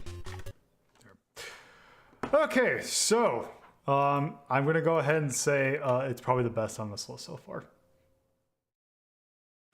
Yep. Mm-hmm. Episode number 1, year 1986, by Konami, for the NES. Oh, this will be an action game. That's normal tone. It's not quite spooky. I mean, it is a little spooky, but it's not like a horror game. It's not like Resident Evil. Soundtrack's pretty good. Yeah. Give that a solid A. Yeah. I don't know if I'd say solid A, but it's definitely B, especially considering games that are later on in the franchise. But the first one is definitely good. The world building is okay. C at best. Yeah. Christopher B. The craft, they did a little bit. That's neat. Like the whip as a weapon is actually pretty neat in the sub weapon. The way that I think this was one of the first games that had a sub weapon kind of like as up bait. I thought that was kind of neat. Like rather than just compared to like Ghosts and Goblins where you just had your one weapon. Yeah. I'm gonna say B. Impact is A. Let's see. Why don't we just make sure impact? Yeah, actually, yeah, definitely A. Age, I'd say this one definitely has aged a little bit.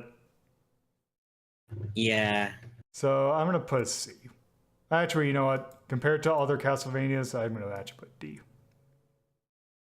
And I'm gonna put a D on touch because it's not the most difficult game. It's not like I'd say Ghosts and Goblins level, but it definitely is difficult. Yeah, it is difficult, but I think this is north of the line of Nintendo hard because everything's predictable. There's just so much of it.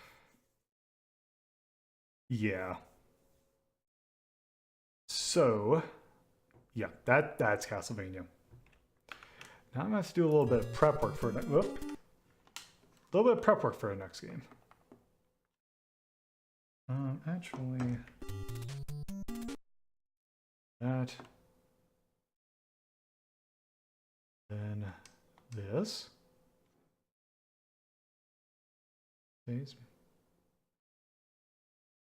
Okay.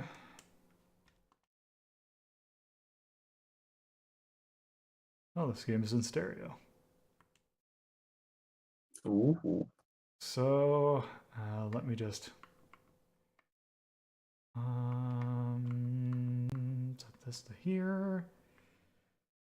And then I just want, this is going to be an interesting game.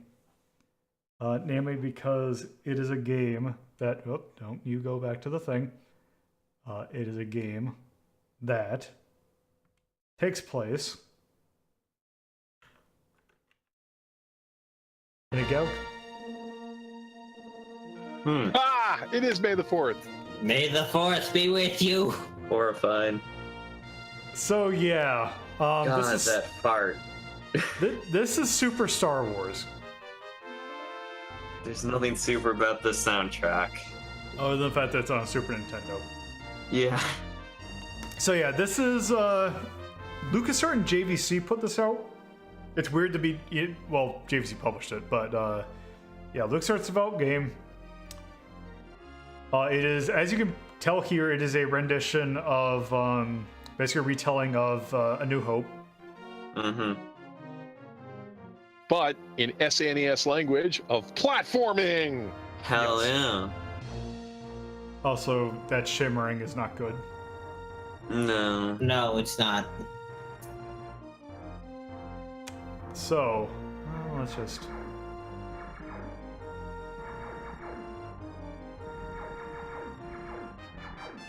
God, it's weird.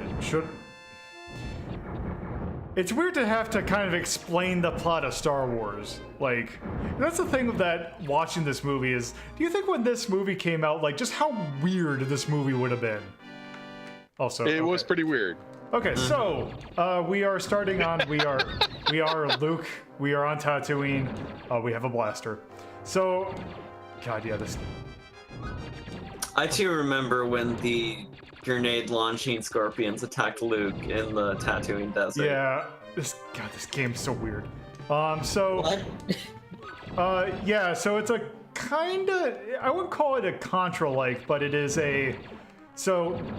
Your blaster, when you hold down the button, you move. You basically, it's not one that it's one where you stand still as you shoot. Also, you can crouch and then do that, which is kind of really weird. you have a, if I could, what was it? Oh, it's down and forward. It's not just down. Whoop, whoop. I like some of the animations where he has to like put his like hand over the blaster, like he's fanning the hammer and everything. Yeah. Revolver Luke a lot. The fuck were those even? Those are Womp Rats. That's apparently Those are what they some look giant- like. Those aren't Womp Gi- Rats. I know Those what some Womp giant Rats ass look like. womp raps. I mean, that sort of fiction wasn't. I mean, this was well before the any other prequel or Depiction, anything. I guess.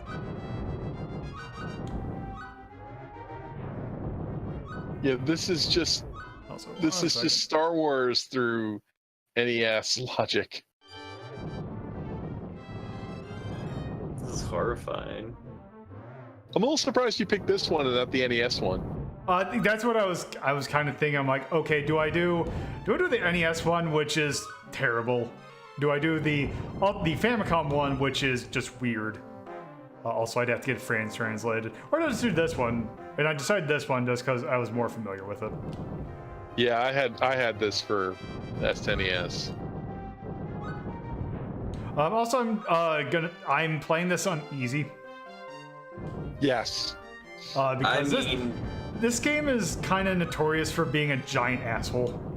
Yes. I've already played Ghosts and Goblins tonight. I don't remember if this is one of those games that if you're playing on easy, you don't get levels. But I'm not playing this through tonight because this game's actually a lot longer than I thought. Also, remember when Luke fought the Sarlacc monster? Yeah, but that's 2 movies from now. He didn't even fight it. He kicked Boba Fett into it. That's still using it. I guess using it as part of the stage counts as fighting. We've seen Platinum games. Well, there's a Super Empire and a Super Jedi, right? Yes. Also, just a note, you cannot do this on normal, as you'd probably expect. For this boss, Yeah. no, but there's a surprising number of bosses that you can defeat just by hiding in the corner. Yeah. This was also one of the first games that I ever discovered a cheat for. Not looked it up. I just happened to be pressing buttons. I'm like, oh, hey, I skipped the level. Remember when Luke fought the Jawas? Kill the Jawas. Also, Slaughter them in these mass. parts, which suck. Hey. I love F-Zero. We've got mode 7. We're not afraid to use it. Also, the sound effect is there. OTT. Oh, also, also I can do that. Also, you'd figure okay, you can rotate. It's a Super Nintendo. It's almost like you have these 2 things in the on the top of the button on the controller that could help you out with things like that. No, it's Oh no, you're done. It's tank control, isn't it? it is. You hold down A and then you hit left and right in order to turn. Oh no. Would it Also- be safer just to keep backing up? Well, the thing is, we gotta move towards the sand scroller. Oh, but there's a number in the course as how many Jawas you have to kill. Yeah. I also, once I killed all the Jawas, I'll have to go towards the sand crawler.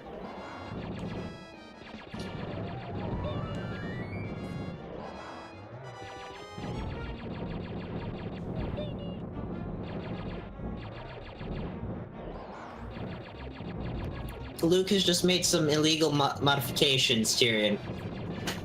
Oh. I was gonna say. That's what he wanted to get a new power converter at Toshi Station. Where the hell are these Jawas? Oh, don't. Now I can I understand how one can play a shooting game on the N64, but good lord, on the SNES. All right. Mach speed. Oh, let's see. There we go. There we go. This is is great. Captain Falcon wishes he could do this. Okay. I like how he looks at the camera. Ooh, TT. Oh, they're gonna do it for each one. Oh, Lord. Also, those things which appear even though they're not from this movie. I know it's that logic like when you play Nintendo, like when you're playing Contra or Rambo or whatever, and like birds and flamingos and fish are all trying to kill you. So everything that could possibly kill you is in this game. Also, I want to say, isn't that the, or is that the Can't wait thing for that? Wampa to show up. I mean, they do in the sequel. That's definitely for sure.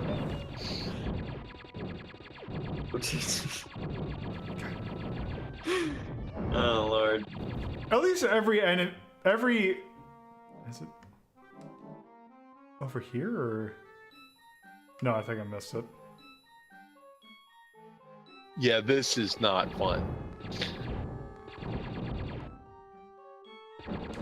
Oh, it's up here. Up where they give you the arrow.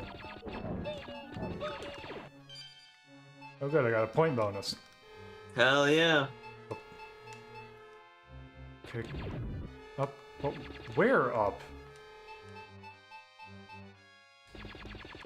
I think it's just saying, here's a place to jump up. Then to the left, up and to the left.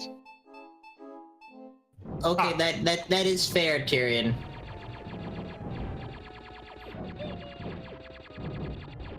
Oh. There we go. Oh, oh, oh.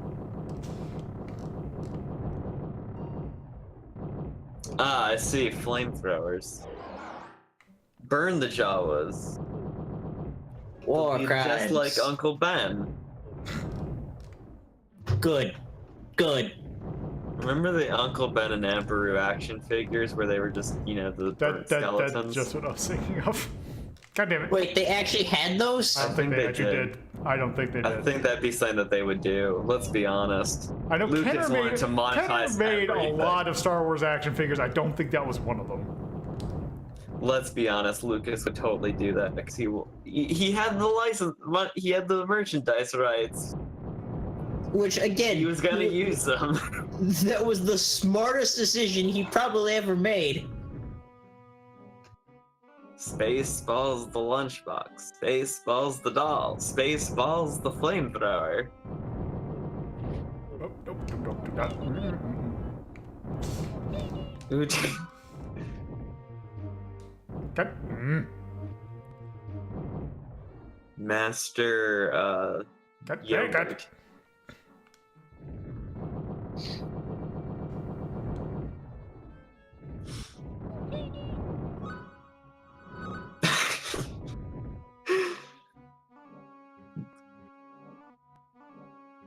The fucking There Jawa we go. death noise, like.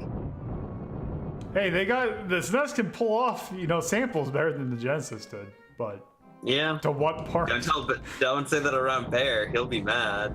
I mean, I don't think that. doesn't have that sweet OTT. I mean, I will go ahead and say that the Genesis is a better sound chip, but still, I'm more saying, yeah, they could do it with more like fidelity. I mean, this was published by people who make like VCRs. So. True. Oh, God damn it. Nope. To be fair, that's not surprising about A New Hope. Stage clear.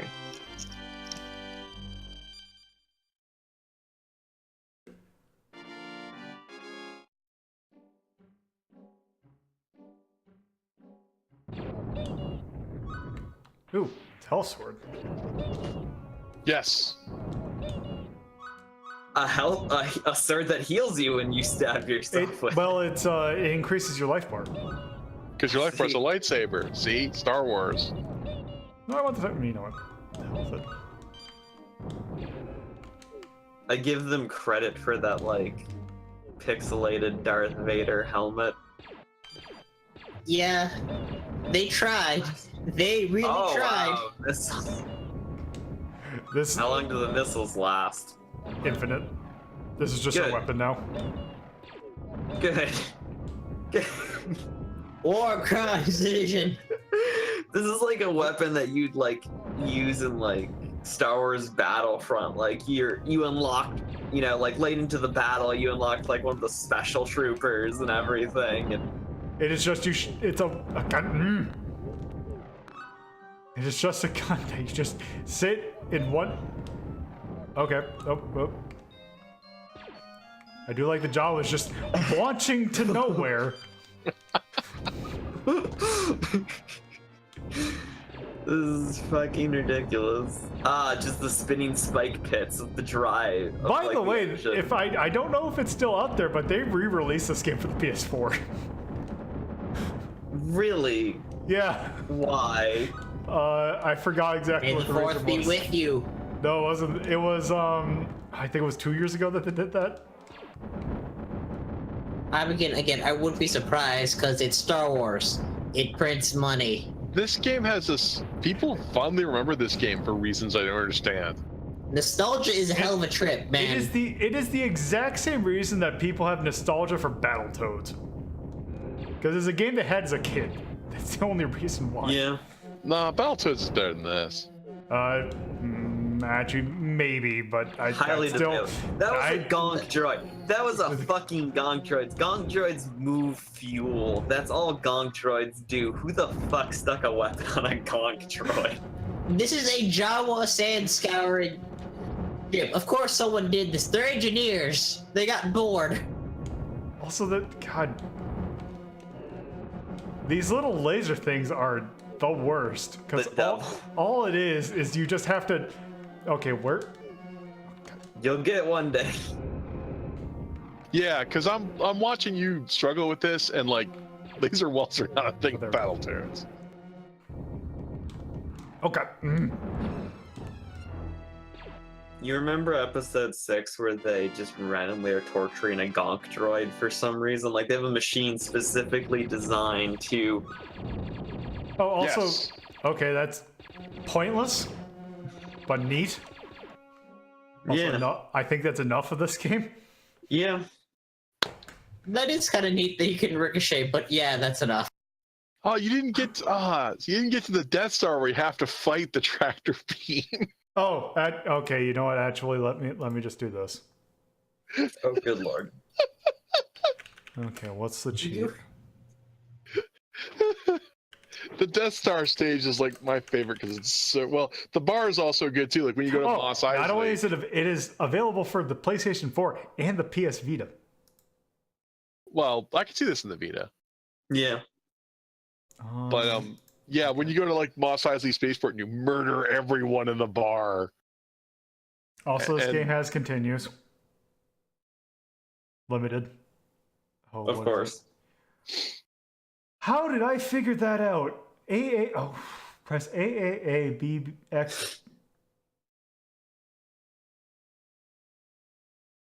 Okay, I must have broke the game somehow.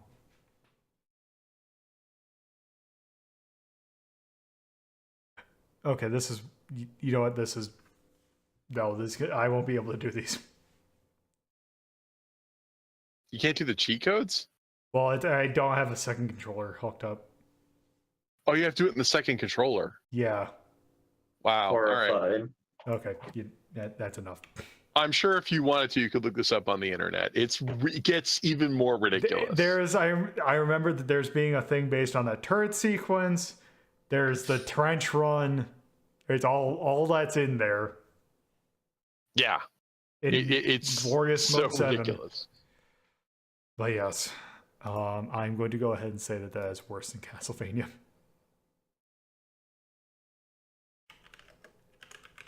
It's from the Yeah. annoying 16-bit era of platformers where they're going to use the entire grid and make you walk through the whole thing. Is it 91? Okay, release data. Okay, November 1992. That was by... Oh, actually, the developer was Sculptured Software. Hmm. That's right. Yeah, it's outsourced. Also Sculptured Soft. SNES. That is also an action game. It is of a tone.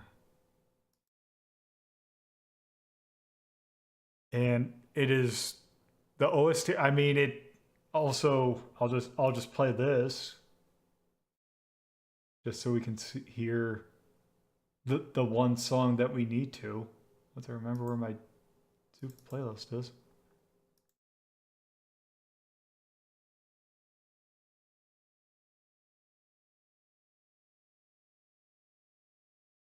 I know it's there. Where is it?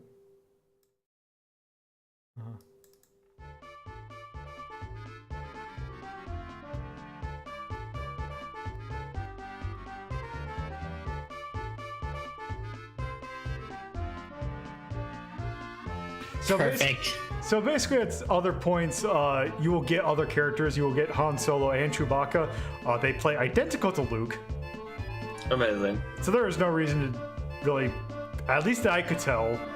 And basically, this fight. Isn't there this fight's great because basically it's like basically a whole bunch of Greedos just come at you, and you just shoot them all.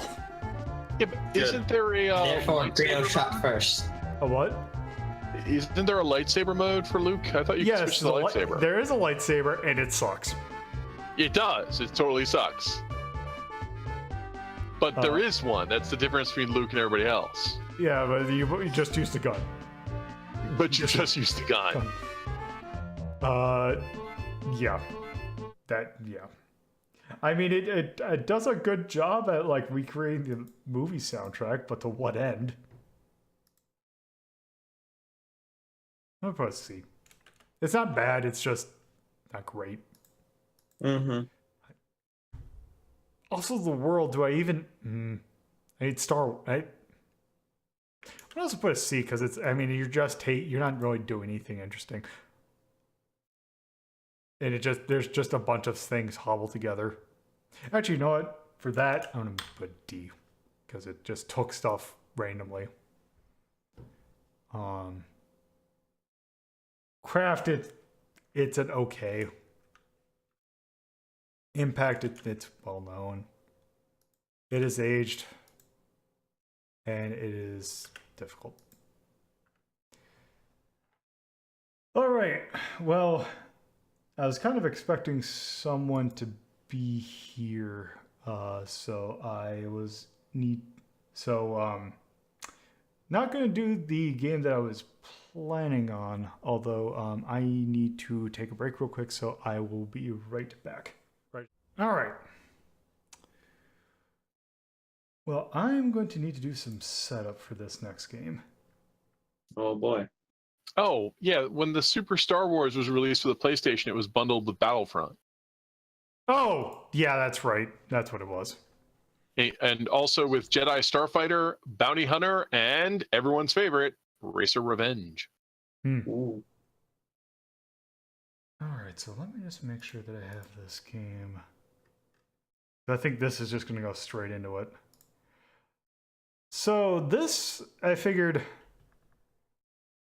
when I thought of like, oh, it's May 4th, I should take a look at, a Star Wars game for that. And then I'm like, oh, I should do Super Star Wars. And then actually last night, I got the idea, it's like, oh, there was another Star Wars game that I actually kind of a little bit of a hankering to play again. I don't know if it's going to run right.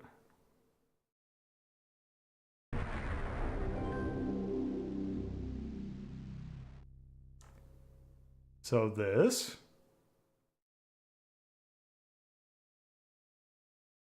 Also, just to show off other games that are in the Resistance category. This is MIDI. It's a dark. Is Dark Forces. Yes! I knew it. Oh, this is an interesting game. So this is a game that's in the expanded universe, which is no longer canon, much to my dismay. What console is this on? This is a PC game. PC release. It's a Doom-like. Yes. Well, we'll see. Elements of Dark Forces, lots of elements of the old expanded universe have made its way into the new canon, and I think Dark Forces is one of the things that, while not exactly these events have happened, elements have been transported over here. That's good. Similar to like how Thawne has been transferred over. Look, as long as Kyle Katarn makes it, I don't care. I'd have to look. Yeah, you guys are all nerds. I don't know Okay. what Carnival's talking about. So, because when Disney acquired when the new trilogy Well, I came know out, that, but like Carnival's like specific examples of like lore being carried over. All I know is that breasts are now legacy content because they are no longer canon. Yeah, that's what they tell you. That, you know, and also, guys, Santa Claus is just a legend. He's, you know, it's not that he's not real. He's a legend.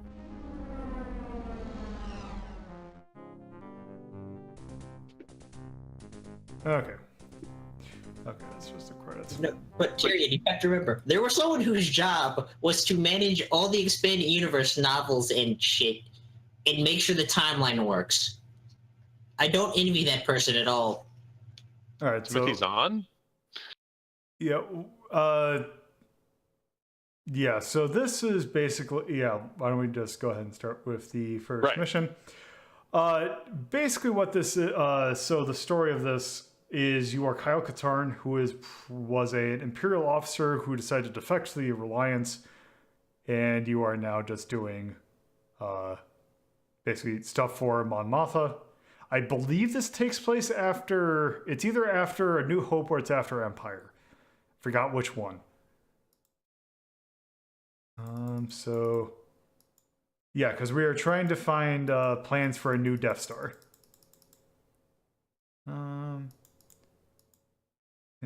Oh, actually, is this? Oh, does this take place before A New Hope? Yeah, you're not. Yeah, no. You're not actually a defecting officer. You're a mercenary. I see. Right. So this was what turned into Rogue One. I knew something about this game was turned into. Yeah. Oh, the main okay. street. So I'm just gonna put it easy. Okay. So yes, this is a first-person shooter, very much akin to Doom, but not quite. So there's a special engine that was built just for this game. So it's not like it's running on like build or it's running on whatever the Doom engine was. It's its own engine called the Jedi engine. Right. And yes, as Rejax mentioned, there is actually one nice thing in that you see the super shield option? Yeah. God mode. Turn on at any point. Nice. That's really nice. Okay. Yeah, it's really it's really an improvement of the build engine in every way. But I mean, it's not the build engine, but it uses similar tech. Yeah. Yep, and we got a blaster. They use this for a couple other games. One of my favorites is Outlaws. If you ever get to that one. Yeah, because that. Oh, I need the right key.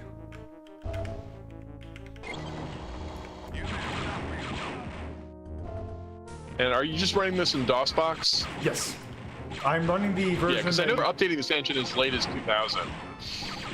Yeah, because the default key bindings seem a little newer than what. Because this was what 95, I think. 95. Yeah, because it's the key binding is by default seems really modern for what it should be, because it's WASD E for use, which I don't think a game of this at this point would have done. No. No, the developers wanted to make it like a little more complex than a shooter.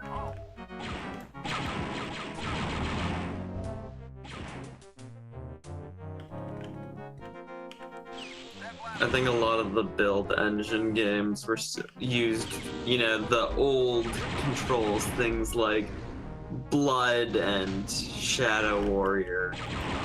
Right, but this, yeah, but the Jedi engine, I don't think he's shown it off yet, but there'll be like, what overlapping bridges and tunnels, which you don't normally see. A lot of this looks very Doom-like.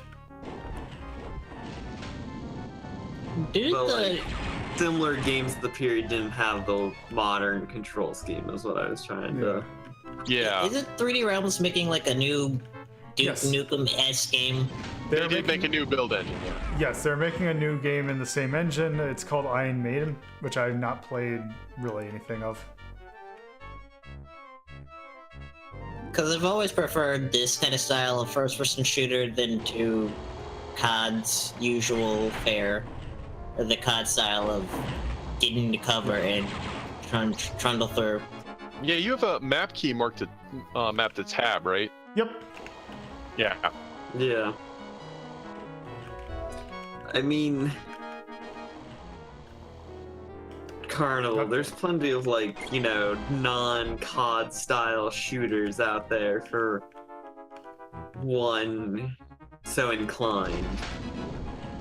The MIDI Star Wars theme. I was just thinking, it just came to mind because since it was this style. Yeah, the very no like pre-iron sights, regenerating health being the norm. God. Clearly, the solution is to just play the remake or the modern Shadow Warrior. I think I have that. I have to see. Or, you know, the new Doom. Yeah. I don't have those though. No wait, I do have the new Doom.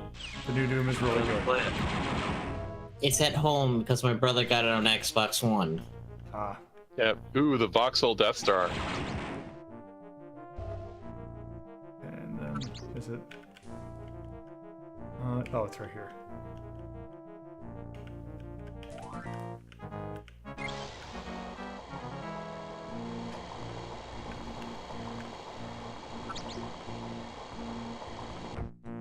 This is too easy. Now to get to my ship.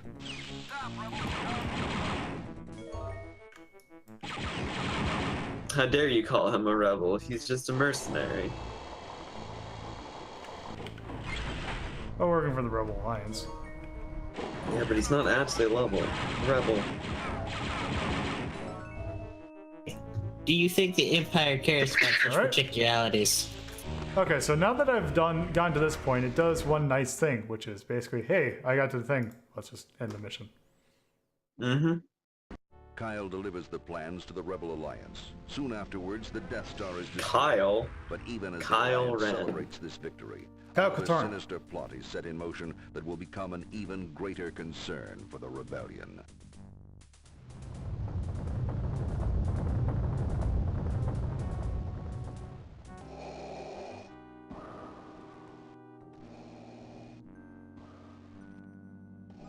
The Emperor has approved your test demonstration, General Mock. Thank you, Lord Vader. What I unveil today will mark a new era for the Empire. We will be able to decimate the rebels just as we did the Jedi Knights. At last, the Emperor's war will be filled only with the glory and beauty of decisive victory. A noble cause, General. I hope the demonstration lives up to your claims. Proceed. With pleasure. Dark Trooper, release. So yeah, that's basically the main plot of this is basically, oh, the Empire is working on a new form of Stormtrooper that is meant to be really good, called the Dark Trooper. Yeah. Those are in Battlefront too. They have electro guns.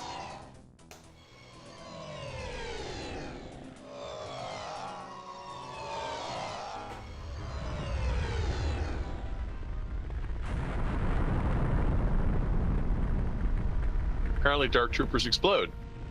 Hell yeah.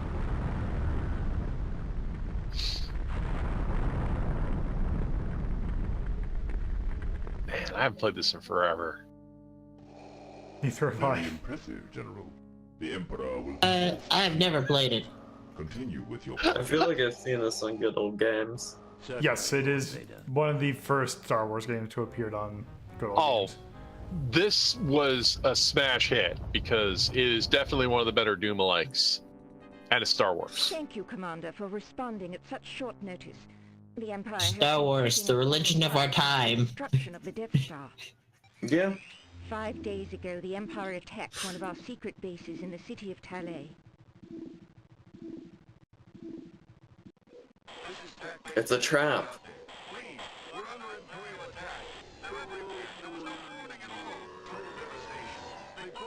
I'm sure at one point in my youth I knew what that race of people was called, but I can't remember now. Mon Calamari.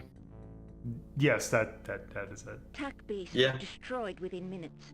Many innocent. Also, I like that Kyle looks different in almost every single game that he appears in, except for the last two. This may be an act of retaliation for the destruction of the Death Star. I mean, it also doesn't help the fact that they changed the way the cutscenes are done, This looks like it could be a normal like in 3 of the Imperial games. attack, except for those sounds. Very perceptive, Commander. I know you understand that all we discuss here is classified.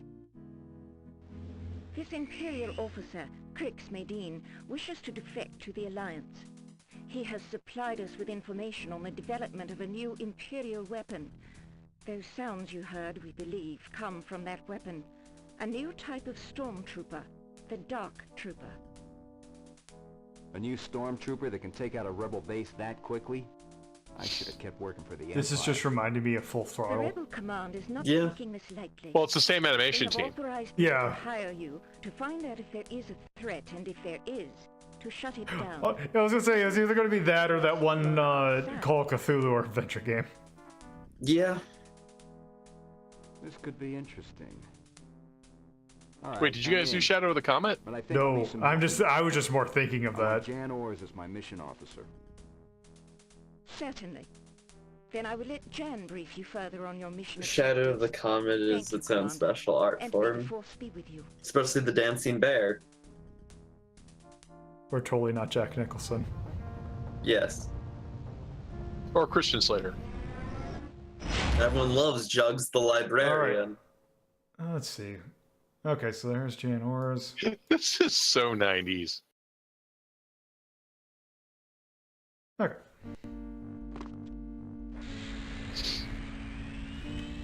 Okay, so...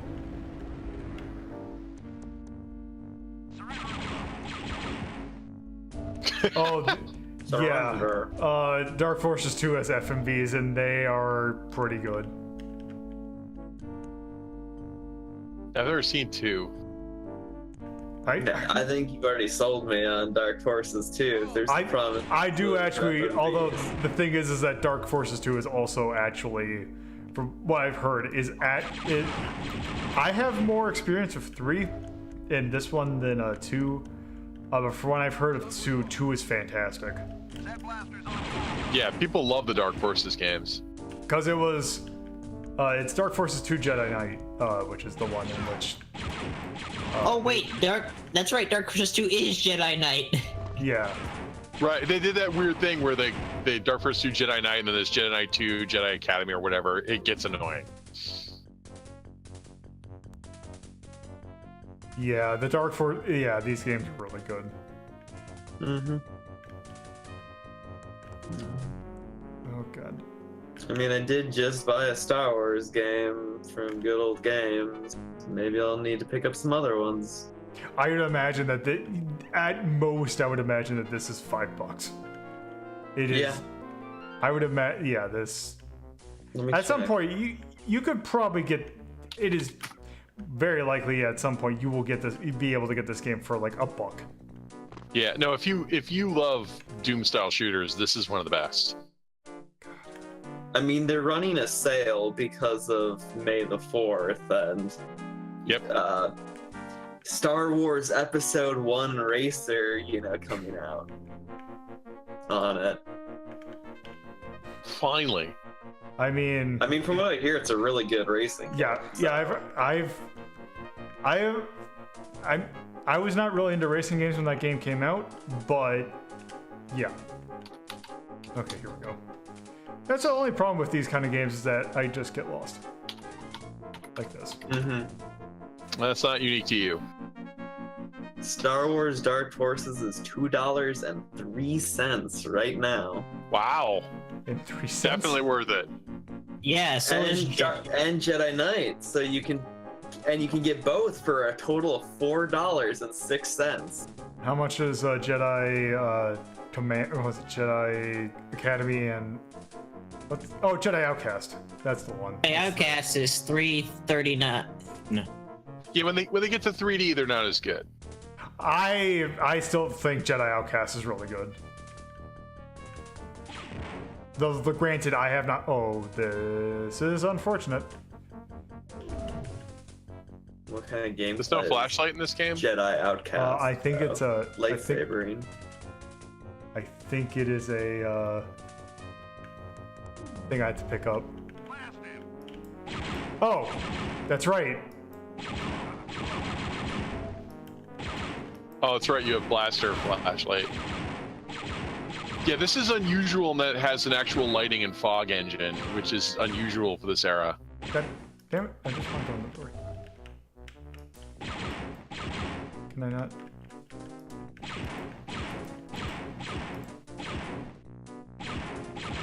Can I not just open the door? God damn it.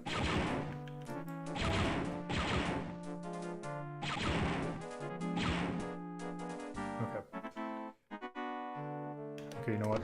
Let's help this.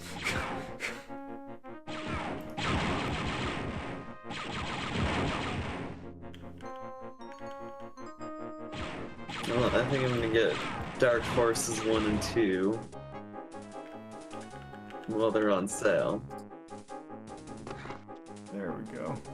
I take it I need the blue card. Or, what the? Wouldn't it tell you if you needed the blue card? Yeah, it does. Did I? It's not like I'm playing some weird source port that I'm not that normally doesn't have jumping.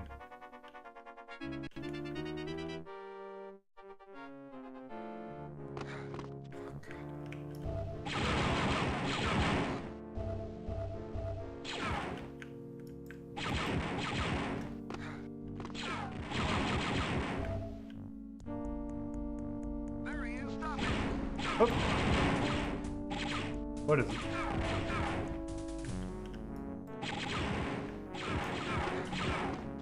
What is shooting?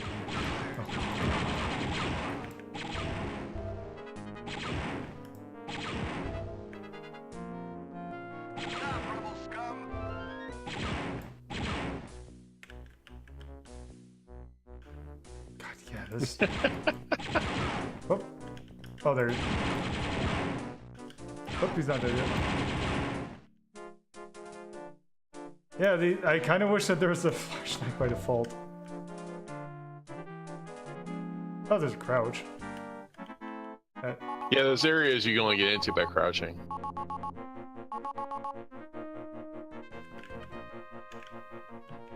There we go.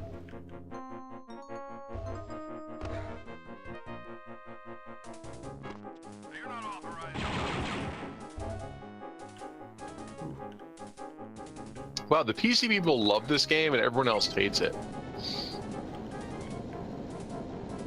The what? Oh?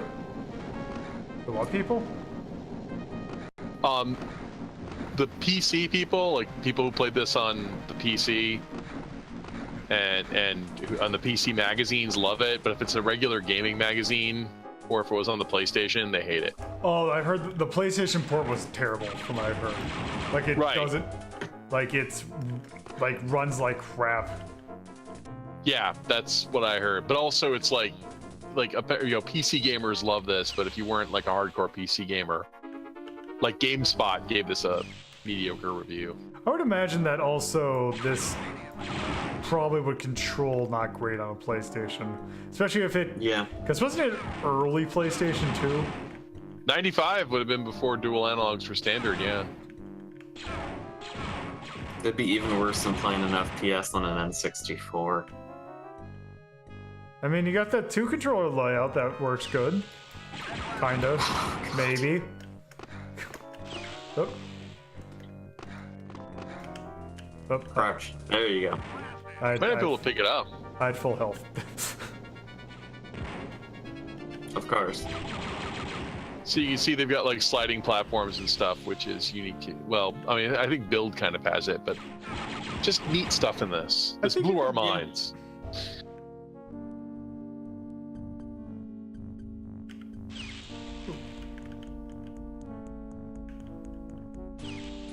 Where have I not?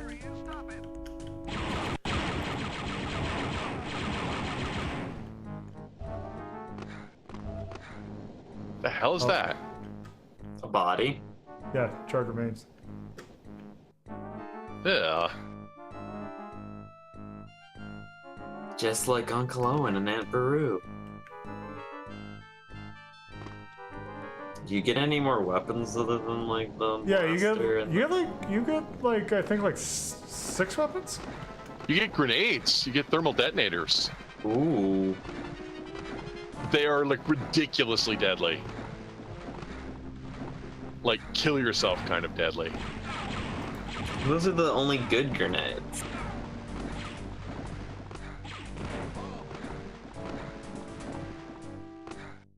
This is unfortunate.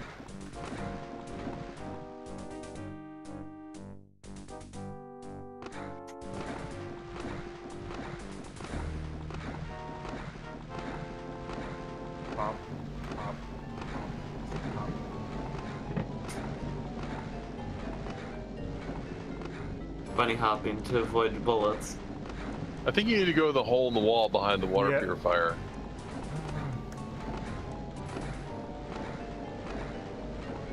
Can I get in there? Oh, okay. Spooky dark. You can switch to your map if you're having trouble seeing. Is this just a hidden area? I guess. Doesn't seem like there's anything in here, yeah. Why'd you have to turn this stupid thing on? Also, I seem to be stuck. Now you're free. There we go. We had to Maybe turn. you need to get on top of it somehow? Yeah, I think I need to go back to that one area. Also, I got a lot of ammo.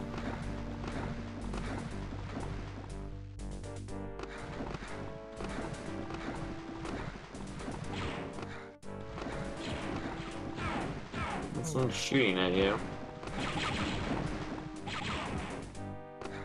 What do I... Problem is, where do I... There's a platform I can land on.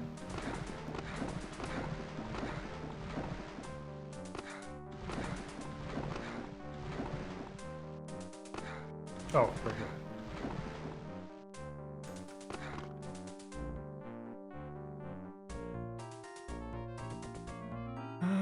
Let's see.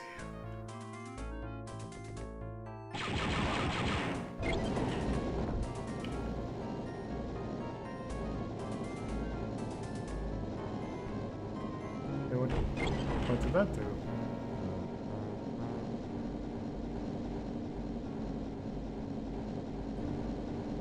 Maybe you need to hop out the window. See if they'll let you leave. Yeah, I think that moves the platform so you can access different areas. Okay, so let's...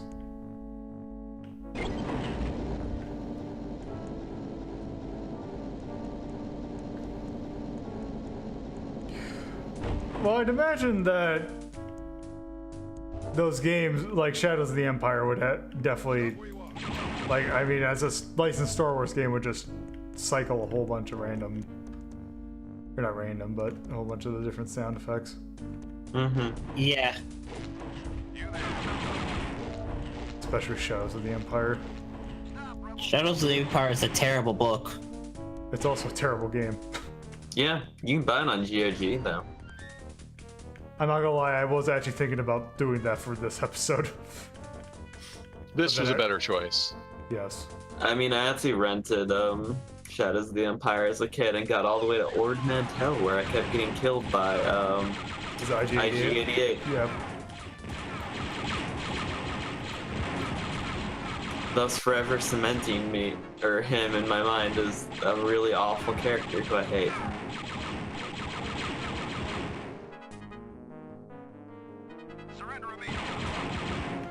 I mean, Carnival, what if a robot can kill people? What if a walking pen Yeah. could just ruin your Shoot. day?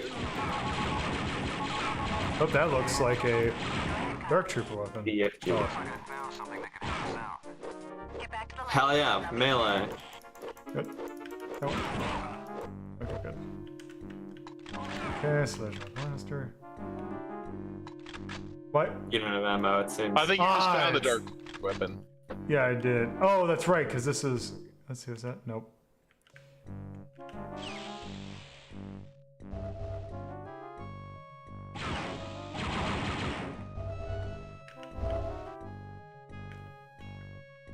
$420. Sigh. Not anymore. But soon. Also, wonder... Where's that hole? Where's the hole in the wall? Is it down here? Because I remember seeing a hole in the wall. I think it was outside. Yeah.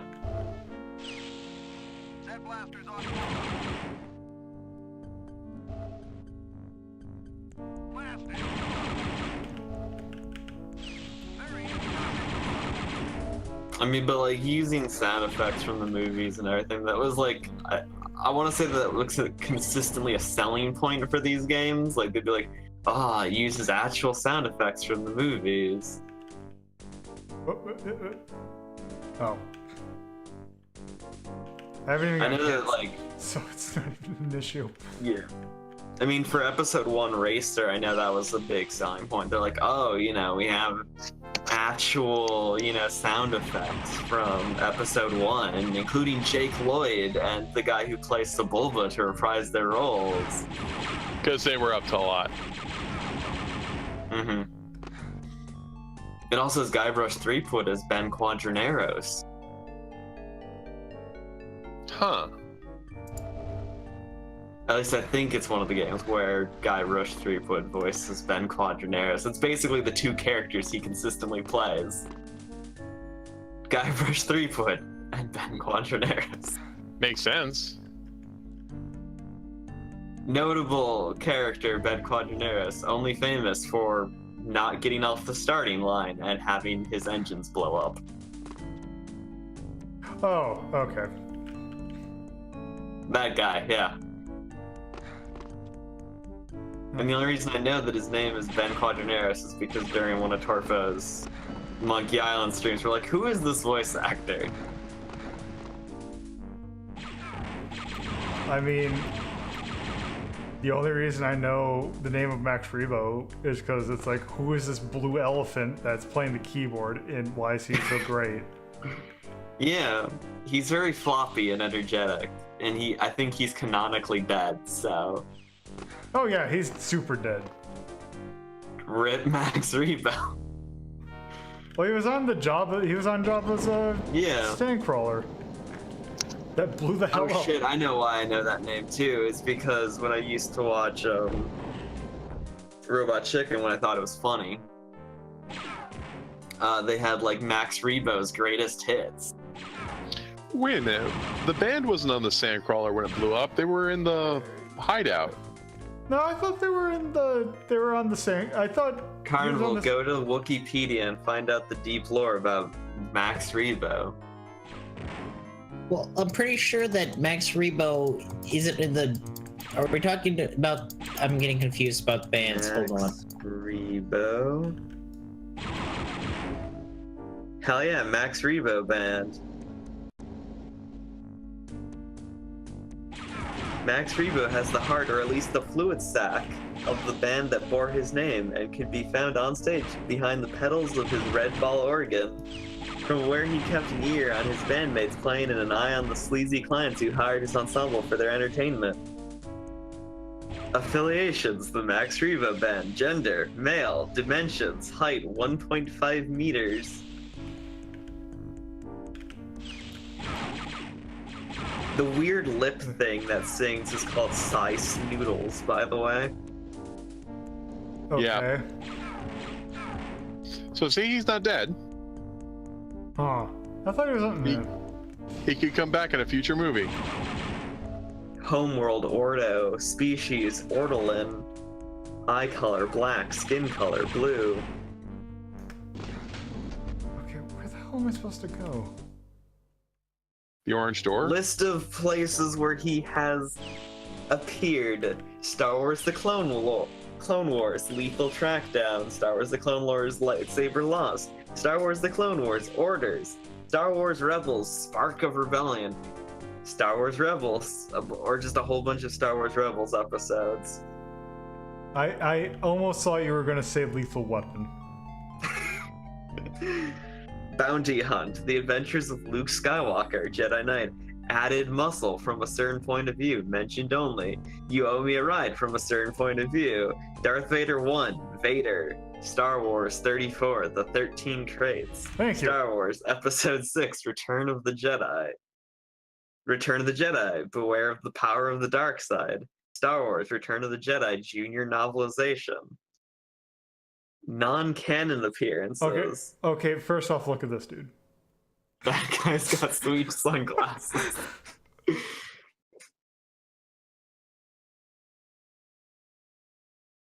Alright.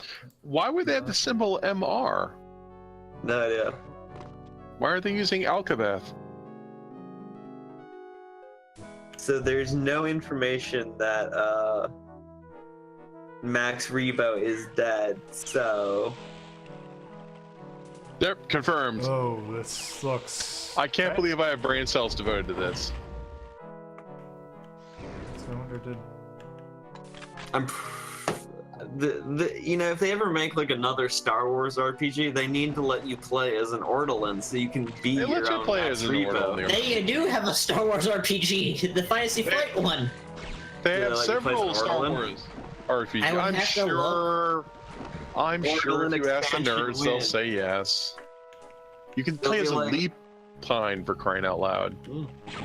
It'll be like one of the Warhammer codexes, but for Ortolans. Yeah, I'm sure if there's money. Kickstart it. Oh hell no! You know how bad Change.org. You know how Change.org bad- petition. Disney lawyers. Oh. I can already tell I'm gonna hate this level. What planet are you on? I don't know. Check the map. Okay, it's over here is where I was able to...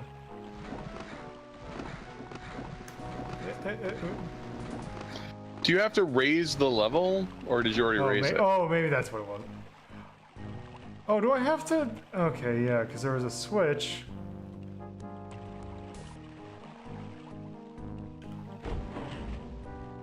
Oh, does it open up a particular one?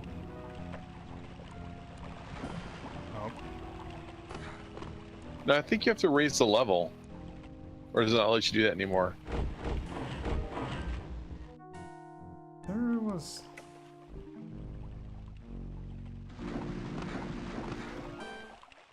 There you go.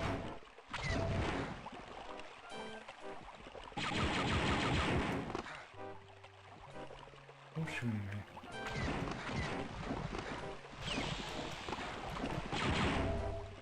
Then And you have the infrared goggles now. I don't know how to activate them though. Mm-hmm.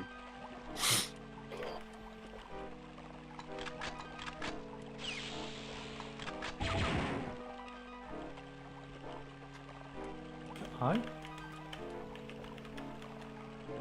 I think one of the best Star Wars things I saw was a post on Tumblr in which they argue that when Darth Vader can't like take his mask off, the only thing he eats is shredded cheese. Which wouldn't be a notable thing if it wasn't for the fact that the entire post was in French. I thought they had a huge debate over whether there's actually cheese. Well, their basic argument is that there is milk, or at least some sort of dairy that is like milk. Here, I figured out the button to hit the, It's F2. Oh, it's F2? Okay. Hell yeah, goggles on. This looks... It's green. Infrared is green. Everyone knows that.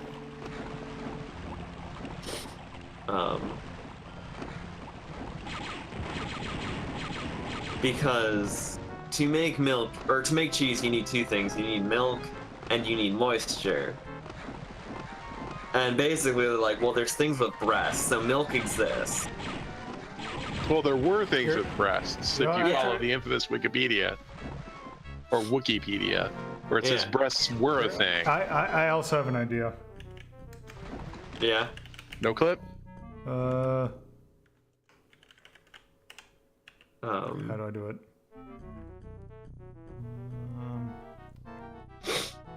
Oh.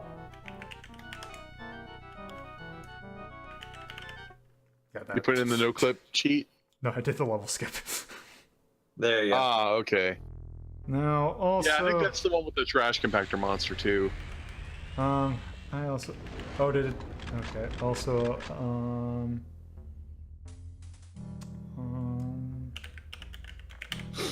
there... Woo. You show off the other weapons. Now you got him. What is... Okay, what is insect mode? Okay, let's see what other... Okay, so there's a... Thermal detonators. Blow yourself up quick. Yeah, that... Oh, that's a... I think it's a death drop, yeah.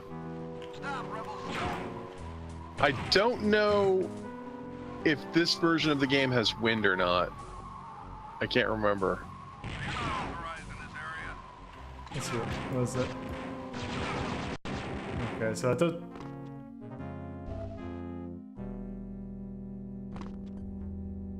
Yeah, because later when they mod the engine for Outlaws, wind and water are big deals. Okay, I don't see the point of this. Well, it shoots them dead. That seems to be a point. Okay, what is this? Fire it, find out. Let's see, where is it?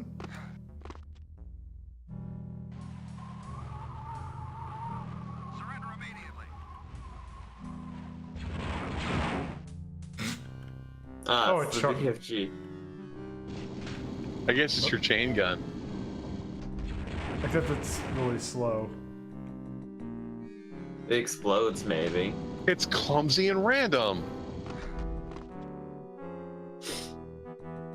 Let's see, what is... Mines. Those are mines. Oh, that put it right underneath me. Help. Nice. Mine jumping. Oh, this... Okay, this looks... Okay. Looks promising, yeah. Defeated by a platform. Grenade launcher, hell yeah. God damn it! Goggles on.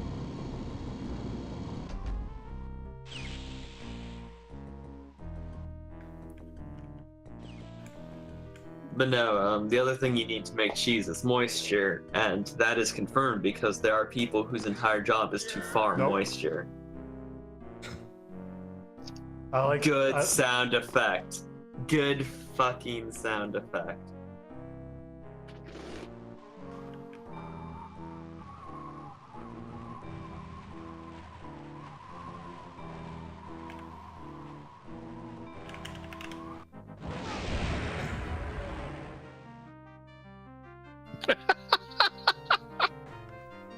Well, at least he's not spoiling the game for those of you who choose to go get your own copies of Dark Forces. Yeah. Okay, let's see what this... Watch your ship fly away. I mean, look at that. It's true 3D. That blew our minds. Did it? I mean, yeah. I mean, everyone's all excited about Duke Nukem, where some sprite flies overhead. You know, like, that's real 3D. Mm-hmm.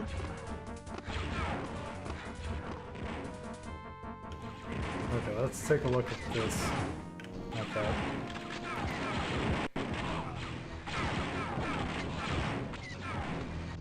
That's fun. It'd be more impressive if the enemy density was larger, but... Ooh. What was that? But one... Okay, this is just straight up the BFG. Yeah, it's the BFG.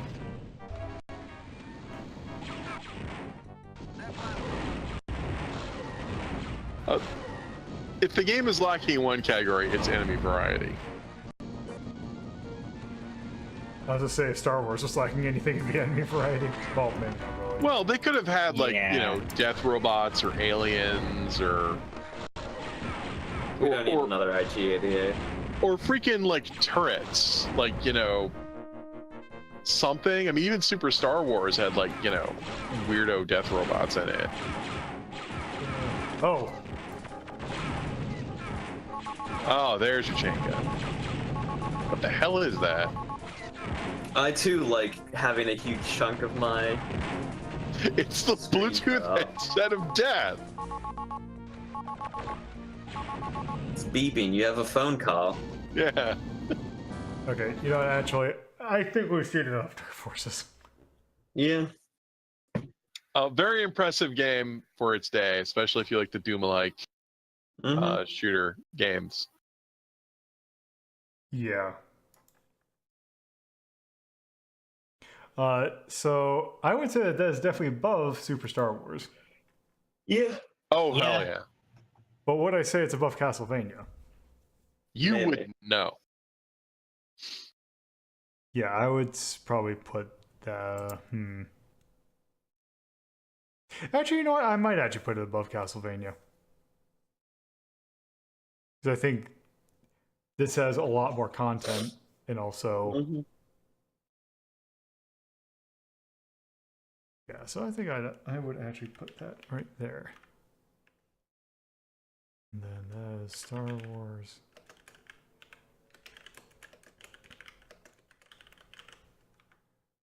One. Perhaps if you weren't streaming, you could wander around for 20 minutes. Yeah. If I didn't have like 5 other games I was taking a look at.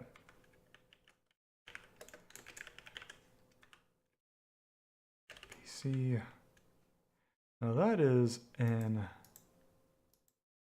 action FPS. Neutral tone. OST C. It's a Star Wars. It's not. I put You B know what for, you're getting in. B for world. Yeah, but they're MIDI versions of Star Wars.